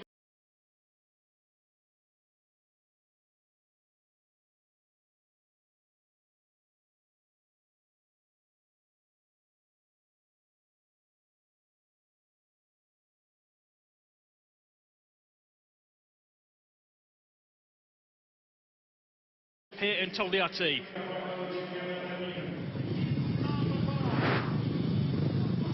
And we're coming into this heat number 5. Nicky Pedersen's going to have an opportunity to show what he's all about from that inside gate. Yeah, Pedersen knows the drill round here. He won here a couple of years ago, and with a couple of points from his 2 points from his first ride when he was off the unfavourable gate, he could put himself into a decent situation here with an inside start. And look how close Gregory Legut's is getting to Pavlichny. He's claiming that outside spot of gate 2, and Pavlichny's trying to get just that one a little bit closer to the inside of gate 3. That's where the soft spots is. We both recognized when we went down there. I was mentioning to you how the track's very difficult and very hard out of the start, so it's really paramount that these guys get the launch. With Nicky on the inside, he's going to be looking to make sure he doesn't make any mistakes here at gate 1. Number 5, Pedersen, Laguta, Pavlichny and Thompson at the start line. Very close to Sam Linton between riders in blue and white. They go away. Pedersen off the inside, just gets to the bend in front of Laguta, moves him out. Pavlichny to switch back though in the white double colour. What a great move by Shemek Pavlichny to get the better of Nicky Pedersen. Anders Thompson third with Laguta trying to blast back around the outside on turns 3 and 4. He's come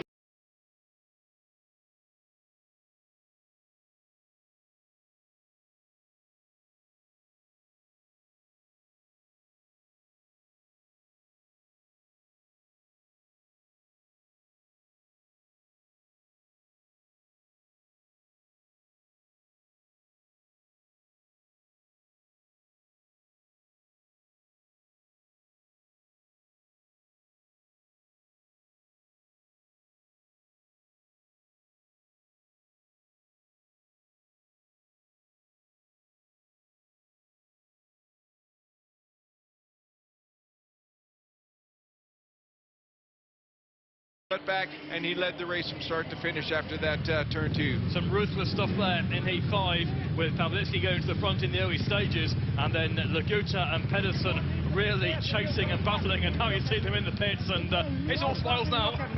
Yeah, that's the way it goes. I think. Yes, no, never. Never. But don't look at me. Don't look at me. Don't look at me. Is that because of Laguta coming off the 4th bend, and then he was... Yeah, what happened was he looked over to see where he was at, and he turned left, and Nicky said, you know, just if you race your line, we'll be okay. But Pedersen's coming off that inside. He hinted that he just had a little bit too much of a challenge from Laguta coming from blue, which got over the top of him, and they moved him out wide and left the door wide open for Pavlichny to cut back. And from that point on, Pedersen was just trying to defend second place, and he looked at him right there as he passed him. And I think in the very last corner you'll see the same thing, where Laguta looks over his shoulder and just, you know, makes sure that he knew where Nicky was. Nicky's not happy, but Nicky's just got to get his bike going a little bit faster. He's been struggling all season really to get the speed that he needs. It was a tough race. They both gave plenty to each other, and they both stayed on the bikes. We have seen them come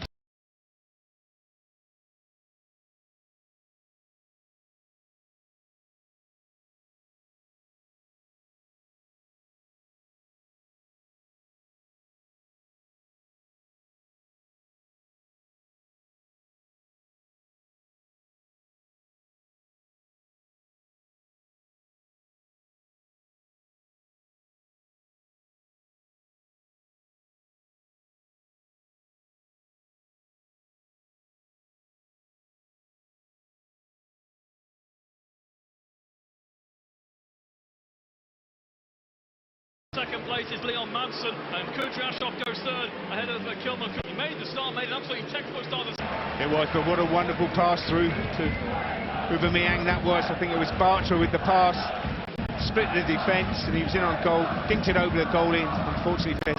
Charging down the inside, and Kudryashov goes second ahead of Leon Madsen. Well, Kudryashov's got himself into position. I tell you what, Anderson's having a little bit of trouble keeping that bike on that front wheel on the ground too if he makes a mistake. But here comes Madsen again up the inside. He's going to steal it back. Yes! Madsen inside Kudryashov, and they're both quicker than Hans Andersen here. Madsen right on the inside. Kudryashov going back round him. Almost free abreast here. Andersen leads, but it's nowhere near a convincing lead because Leon... It was, but what a wonderful pass through to Aubameyang that was. I think it was Bartra with the pass, split the defence, and he was in on goal, dinked it over the goal in, unfortunately. Kilman battling as well. That's actually helped Andersen to pull clear. Kudryashov still battling out with Madsen. He'll take points on him. It's going to be Andersen to win it just about. Kudryashov. Kilman got third as well. That was quite some race. Best race with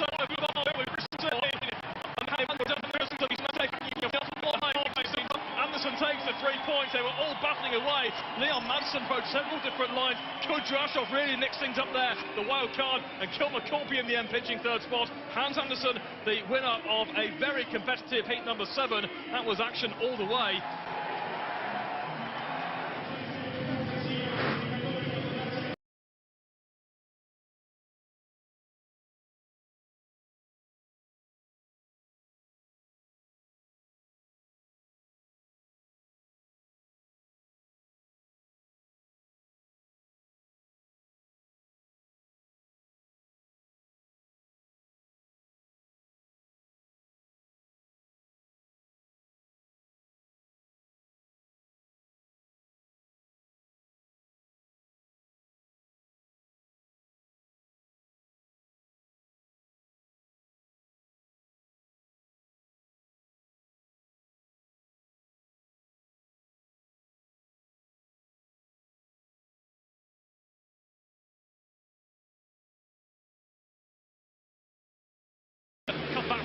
Doesn't move through into a third place, but Saifonov out in front here. Martin Vaclik in second place. Yeah, Vaclik says keeping pace with Saifonov, and just starting to stretch it a little bit is the Russian out in front.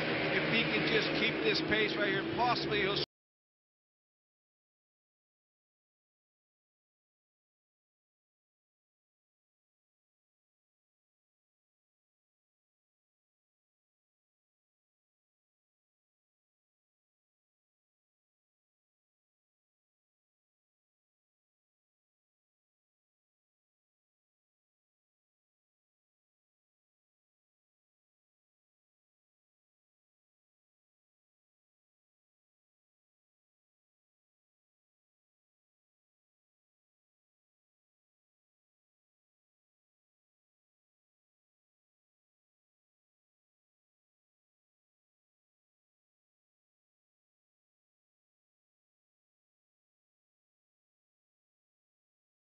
players, fantastic manager, fantastic club, but we go there trying to cause an upset.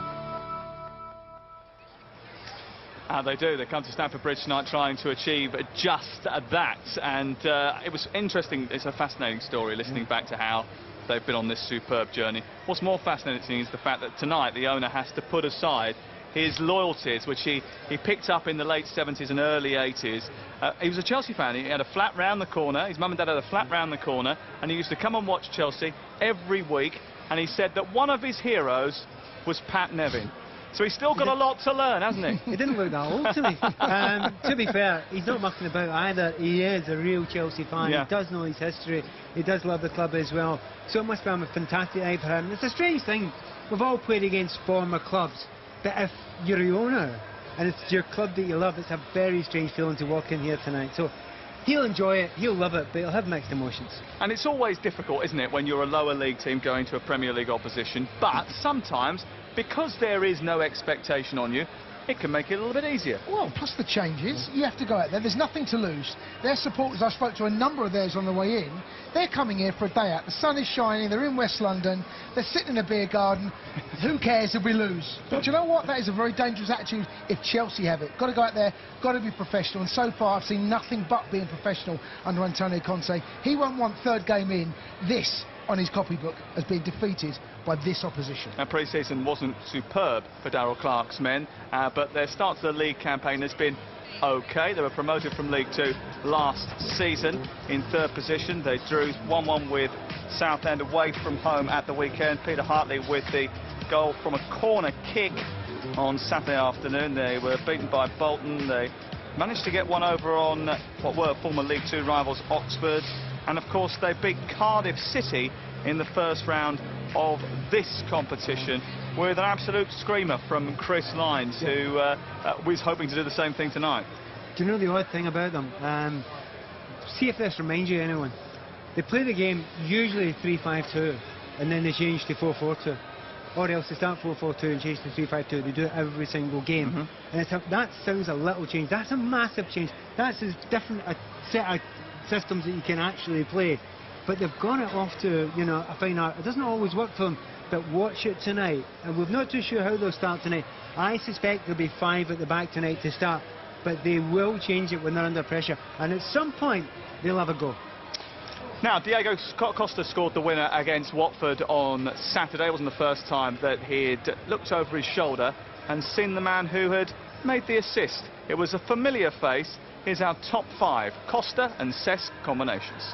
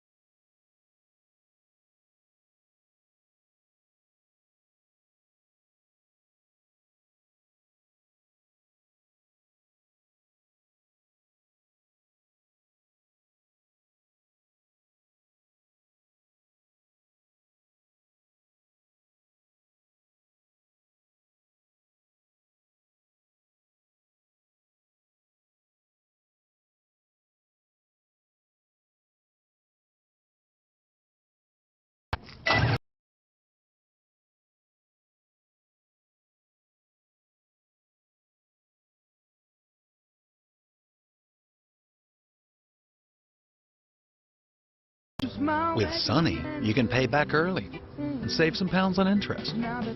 Yeah, that's life support.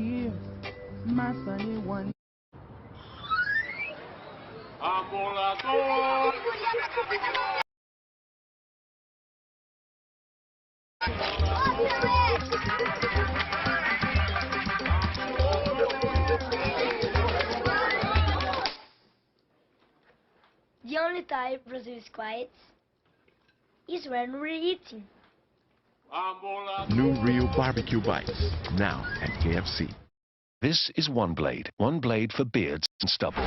It's not another gel-cushioned 18-blade razor promising the shaviest shave ever.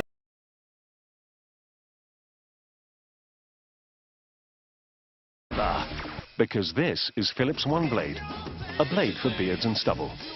Go against the grain, shape and shave any length. They've tried it. Be part of it and be your best you with Philips One Blade. Innovation and you. Philips. Save 1/3 at Tesco. My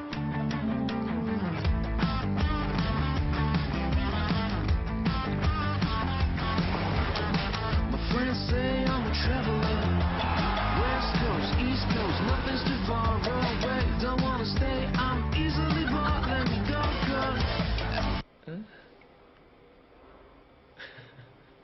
Live every moment. The new app for £99 per month. Volkswagen.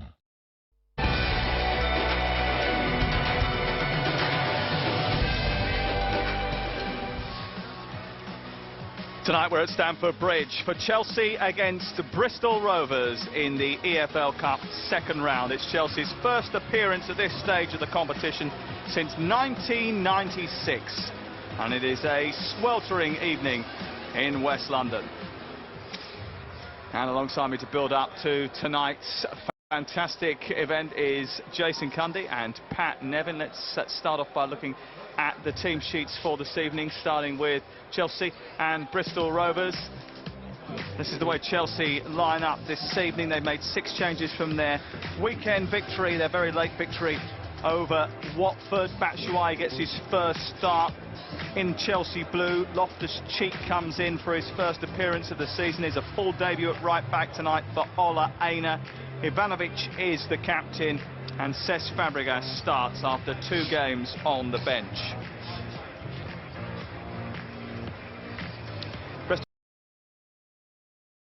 steady start with Ellis Harrison up front tonight. They've left their top scorer from last season, Matty Taylor, who got 28 goals on the bench. Bodin, who was ill at the weekend, Billy Bodin, comes in to the starting lineup. Peter Hartley, who scored the equalising goal at the weekend against Southend, starts at the heart of defence alongside the captain, Tom Lockyer. And Steve Mildenhall is the goalkeeper, and Chelsea fans may remember that a few seasons ago for Southend United he made one hell of a save here against Chelsea when he denied Franco Di Santo. What do you think of the Chelsea team? Is it a very attacking team for you, Pat? Yeah. That's what Chelsea will be expected to do tonight. Yeah, it's an attacking team because you're going to have any team that's got two wingers in it who are wingers as opposed to players who can play wide and defend, but they're kind of wide players who go into attack. Pedro wants to attack, Moses wants to attack, Ruben's going to get the opportunity to break forward as well. So you add that in Fabregas as well with his creation, then you're playing a 4-2-3-1 quite simply, which looks like the team we played last year, isn't it? Yeah, I mean, formations, it's 4-2-3-1, it could be a 4-4-1, it could be a 4-2-4, it could be, there's so many different variations of it. Yeah. There's so many variations. Does that just show that they're very fluid? No, it shows us that it's an attacking lineup. But whenever way you look at it, there are players on this pitch, as Pat's mentioned, two wide men. You've got Fabregas supplying the bullets for Batshuayi and Loftus-Cheek. Matic is the only one in that top 5, 6 that you look at and think, he's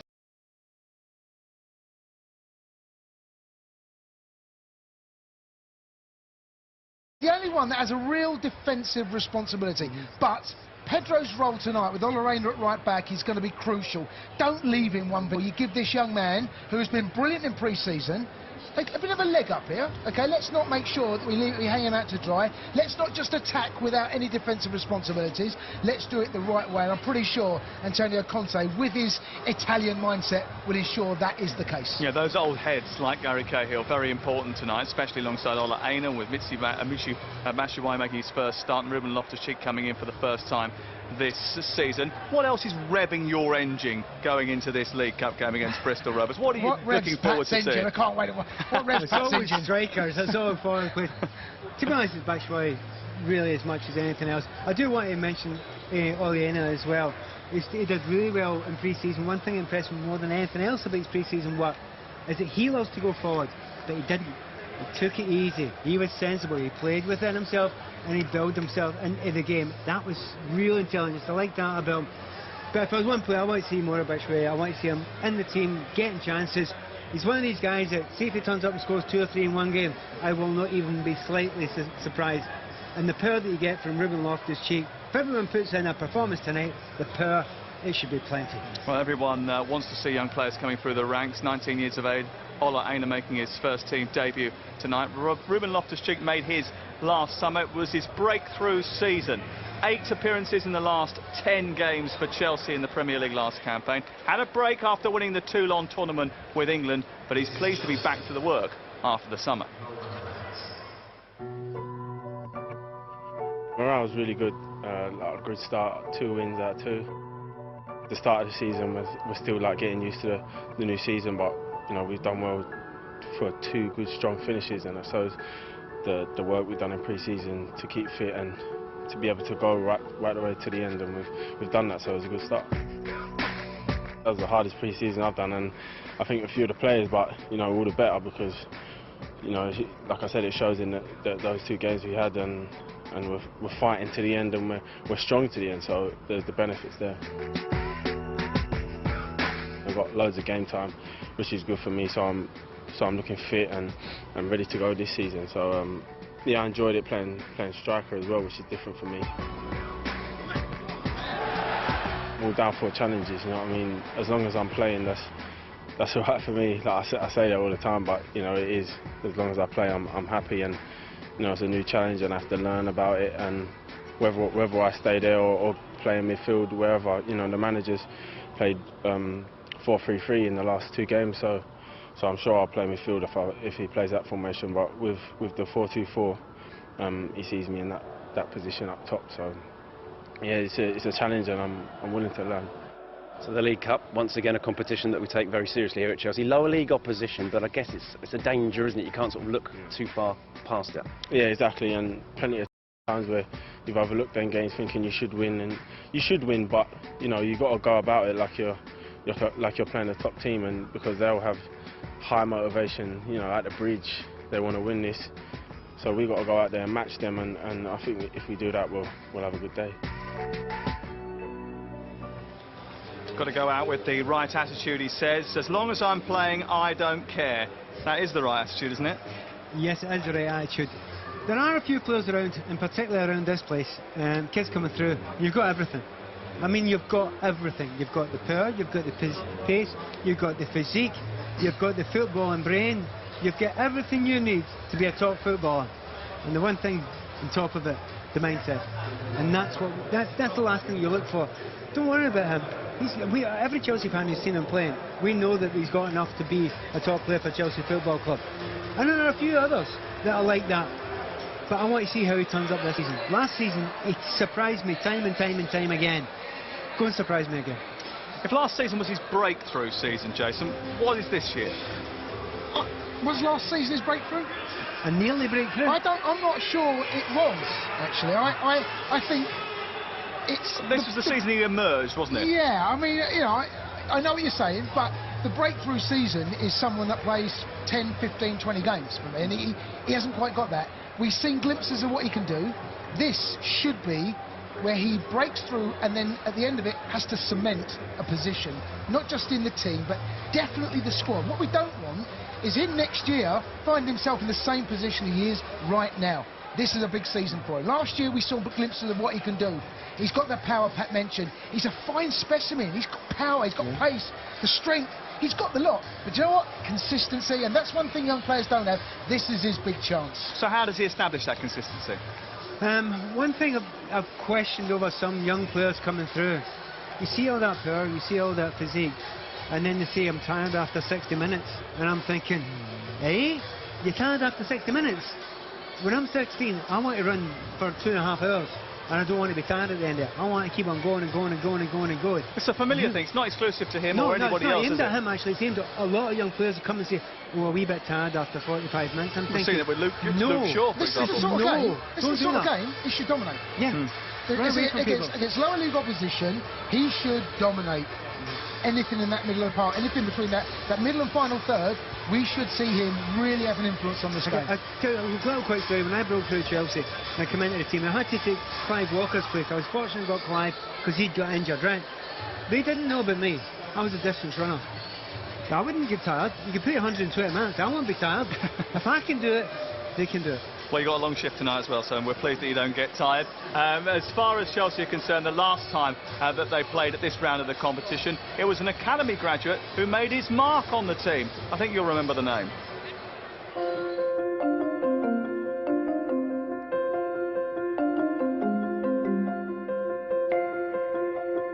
A few years ago now, I think it was Blackpool. Was that 20 odd years ago, something like that? Yeah, all right. I don't know what you're laughing at.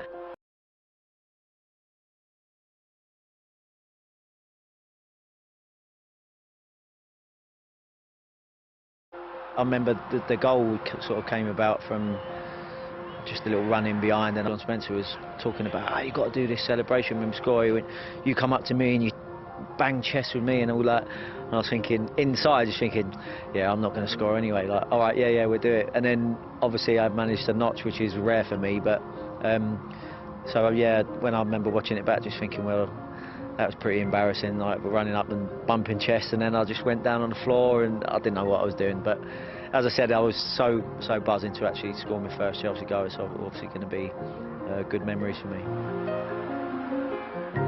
It's always been a good competition. I've scored a couple in that competition over the years, and obviously early on in my career it was one of the competitions where the manager would give the younger boys a run out and an opportunity to play. So it's obviously I think it played a part in quite a few of our early stages of our career.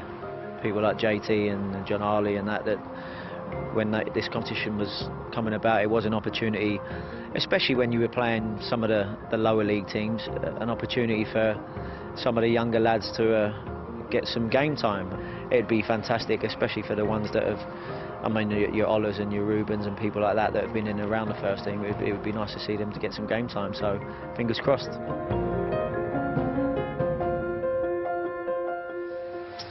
And Jody Morris, who was involved with the Youth Cup winning team from last season, is now the manager of the under-19s, and he'll be delighted to see the likes of Ruben Loftus-Cheek and Ola Reina starting tonight, making his full first-team debut this evening. What's his best position?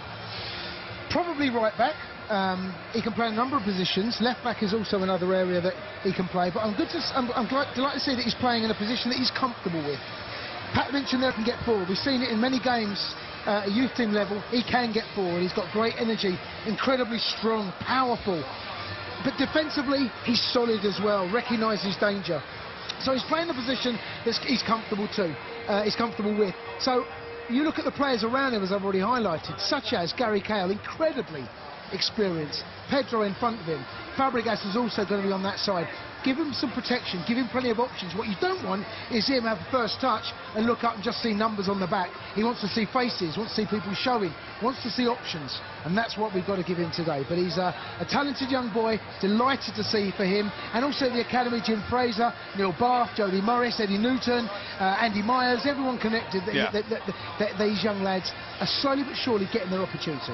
Can you remember your first team debut? I can indeed, yes, it was QPR away. What did it feel like? Just brilliant. I supported the club as a kid. That was my dream, to go out and represent Chelsea Football Club in a West London derby. You must have been nervous, though, going out of the tunnel for the first time. Do you know what? The nerves lasted for literally a minute. And once you're on that pitch, you lose it because you're a young kid. I was 20 years of age. You had nothing to lose. And I went out there and you're full of confidence because you don't know what failure is. And there is something about young players going out there having no experience of any failure, certainly at their experience of their career. Go out and enjoy yourself. Look at this pitch. It's going to be a packed house against an opposition that we should win. Playing with the likes of Fabregas. What is there not to enjoy about tonight? What is there not to look forward to? What is there not to look back at the rest of your life and say, this was the day I done it? Go out and enjoy yourself. Well, certainly. It looks like it's going to be a fantastic evening here at Stamford Bridge. Kick-off at 7:45 tonight. Ola Reina making his first team debut. Dom Solanke on the bench this evening. Now, talking about making the most of things, it's been an interesting summer for one Chelsea fan. Jack Burnell, the 10,000-metre Olympic swimmer, is speaking with Pat Nevin. Right, we're outside the West Stand now, and obviously I was good in the background, but I've managed to find myself a real live Olympian. Jack Burnell, who was over in Rio, just back after doing your huge long swim in the Olympics. First of all, how long is the swim? 10 kilometres, so pretty long way. How long was that? About an hour? That's about a couple of hours, isn't it? A couple of hours, yeah, just under 2 hours. An hour 50, I think it took us. Now, we all know that it was a tough time for you out there. A, you performed brilliantly. First of all, let's get that straight. But B, the judges were, well, try and keep it clean at the moment, and maybe you should too, but they were a bit useless, weren't they? They were, yeah. I mean, obviously I've got to try and keep my emotions under wraps. I mean, we've put 4 years of hard work into this to get to the Olympic Games, and it all culminates in that one performance. And for me, to get that taken away from me is very hard, especially when it wasn't even my own fault, you know. But it's something I've got to accept as a sports person. Sometimes things don't go your way. Things don't go Chelsea's way sometimes, and it's just part of sport. I like the way you're taking it now, but inside you'll still be hurting with it, and you know what it's like that all the time. It does hurt, but you know you performed well, and you know you can't almost do any more than that. And it's a tough sport, isn't it? I mean, it's a contact sport. Of course, yeah, it is a contact sport to a certain extent. Yeah. But you know, sometimes these things happen. I mean, inside I'm absolutely furious, and obviously I know that gold medal should have been mine. So that was really hard to take. I mean, I was sat on the plane on the way home today, and I had 12 hours to think about it, and it really ate me up inside. But I think, you know, the best sports people sort of take that and use that as fire in the belly to move forward and try and progress. Yeah, there are other championships you'll be involved in. You will be looking forward to the next ones. Is there any consideration, I know it's really early, about the next Olympics? Because I agree with you, the gold medal should have been yours. Yeah, I don't know yet. You know, we're going to take things as it comes. Obviously, I've been home not even a day now, so I want to wait for the dust to settle. We'll make the decisions after that. You know, we'll meet with the coaches, the support staff, and we'll see from there, and make the decisions with a level head rather than, you know, furious, more agitated head that I have coming from Rio. Well, we're a bunch of footballers around here, so we know about losing the head now. It's perfectly acceptable. It happens sometimes, especially if you put that amount of effort into it.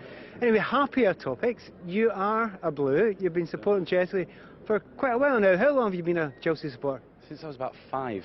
Yeah, since my dad told me that his brother supported Chelsea, I sort of took on that banner. He actually passed away a year before I was born, so obviously I didn't actually get to meet him, and he was obviously a big part of my dad's life and a massive sports fan. So that's sort of where I got the blue blood from, if you like. Blue blood then. So how deep is that blue blood? Couple of questions, very quick answers. Favourite player, Chelsea player of all time that you played, that you've watched? Well, after today, Aspilicueta sent me a message, so I think he's going to go to the top of the pile now, you know, from that. That was brilliant. It was unbelievable. Have you got best Chelsea memory or best game? It would have to be, and it's a negative memory, but purely because of the amount of emotion that I got out of it. The Champions League final we lost against Manchester United, the range of emotions I went through on that night just really showed how deep my passion for Chelsea was, and I loved it. Okay, last question. How did you feel after Munich then? Unbelievable. Like, yeah, just words can't describe. I think it would probably have, I'm going to say just under an Olympic gold medal, but it's probably about the same. Eventually, hopefully, you'll get there. Pleasure to speak to you. Brilliant. Take care. Thanks, Bye-bye. Well, I'm sure when asking him what his favourite match was, he wasn't going to turn around and say it was the last time we played Bristol Rovers, which was 1981, and Clive Walker was the captain of the team. What happened there? It was raining, Sam. Oh, that's a good excuse. It's a long way to go. We had a bad night. Yeah. We weren't a particularly good side at that time. However, a sad day. I think it'd be better today. And the ground has changed since that particular era. They're now at the Memorial Stadium, but they were at Eastfield, which was not a great place to go. No, it wasn't. And I think anybody who's been to the Bristol area, both sets of fans, City as well, they're quite vociferous. They do have plenty to say. So it's a noisy stadium, I'm sure, today. It'll be a noisy stadium here. In fact, it is already a noisy stadium here at Stamford Bridge tonight. Kick off at 7:45. Bristol Rovers, the visitors for Chelsea. And we were talking a little bit earlier on about the starting lineup. We wanted to pick out with you the likes of Pedro and Moses, the two wingers that, for example, probably, as Jason was saying, need to make a mark tonight. Yeah, they do, and it's a strange scenario because I think we see bits and pieces of Pedro that tell us what a player he has been in the past. Has he got to the levels that he played for Barcelona? Not yet. And I think there's an anticipation that Pedro is going to sometimes spark, should I say. And I think perfect opportunity for him tonight to show that spark that he's had in the past. Look, you as a wide man, one thing I noticed about Pedro is, at the weekend, he kept coming inside. Now, he's not left, I don't know what foot he is, but I think he's right-footed. How would you do? You've got to mix it up, right, as a winger. Yeah. You can't keep going inside because then you become predictable. You've got to use it, you've got to go on the outside and come on the inside. He doesn't do enough of mixing it up for me. No, he doesn't. I think we're the sort of team, though, that don't tend to put in too many crosses. So for him on the outside, he might be thinking, I'll play off a front man, which is what he would have done throughout his career, I would think, to come inside and play off a front man, go for little 1-2s and try and duck in behind their back four. I think there is an option time and time again for him to do something different, and I think he does need to mix it if he can. I agree. Victor Moses starts for the first time since May 2013 this evening for Chelsea. He's had a couple of spells away from Stamford Bridge. Before he went last season off on loan, he signed a new contract. What is his future, and can he make a mark under this new manager? Well, this is his opportunity again, isn't it? We've seen him substitute appearances. When he's done that, he's done well. Pre-season, I thought he was excellent. To be honest, pre-season last year, he was excellent then. He was the best player in pre-season last year. He was, and he went away on loan, you know. And I think this season, pre-season, he's had a great pre-season. He's not gone away on loan this time, so he's got an opportunity. Again, we're talking about Pedro makes a spark, but Victor Moses, in a way, I think has already done that. I just think he needs to build on that and just keep showing us time and time again what he's got available. Big job, of course, to break in front of Hazard and Willian, but you know, this is where it might begin. It's Chelsea. It's always a big job to break into the squad, especially breaking into the team. And one man who'll be hoping to do that over the course of the season is Dominic Solanke, who's back from Vitesse Arnhem and he's on the bench tonight. Are you expecting to see something of him tonight? And what can he do this season? Well, I think not last season, the 2 seasons before that, saw a lot of times that he played, scored a lot of goals, all different types of goals, from different positions, some headers, right and left foot. He's got the ability to score goals. He needs to step up in class, and I think that is the one thing that maybe a year away on loan. It was, but what a wonderful pass through to Aubameyang that was. I think it was Bartra with the pass, split the defence, and he was in on goal, dinked it over the goal.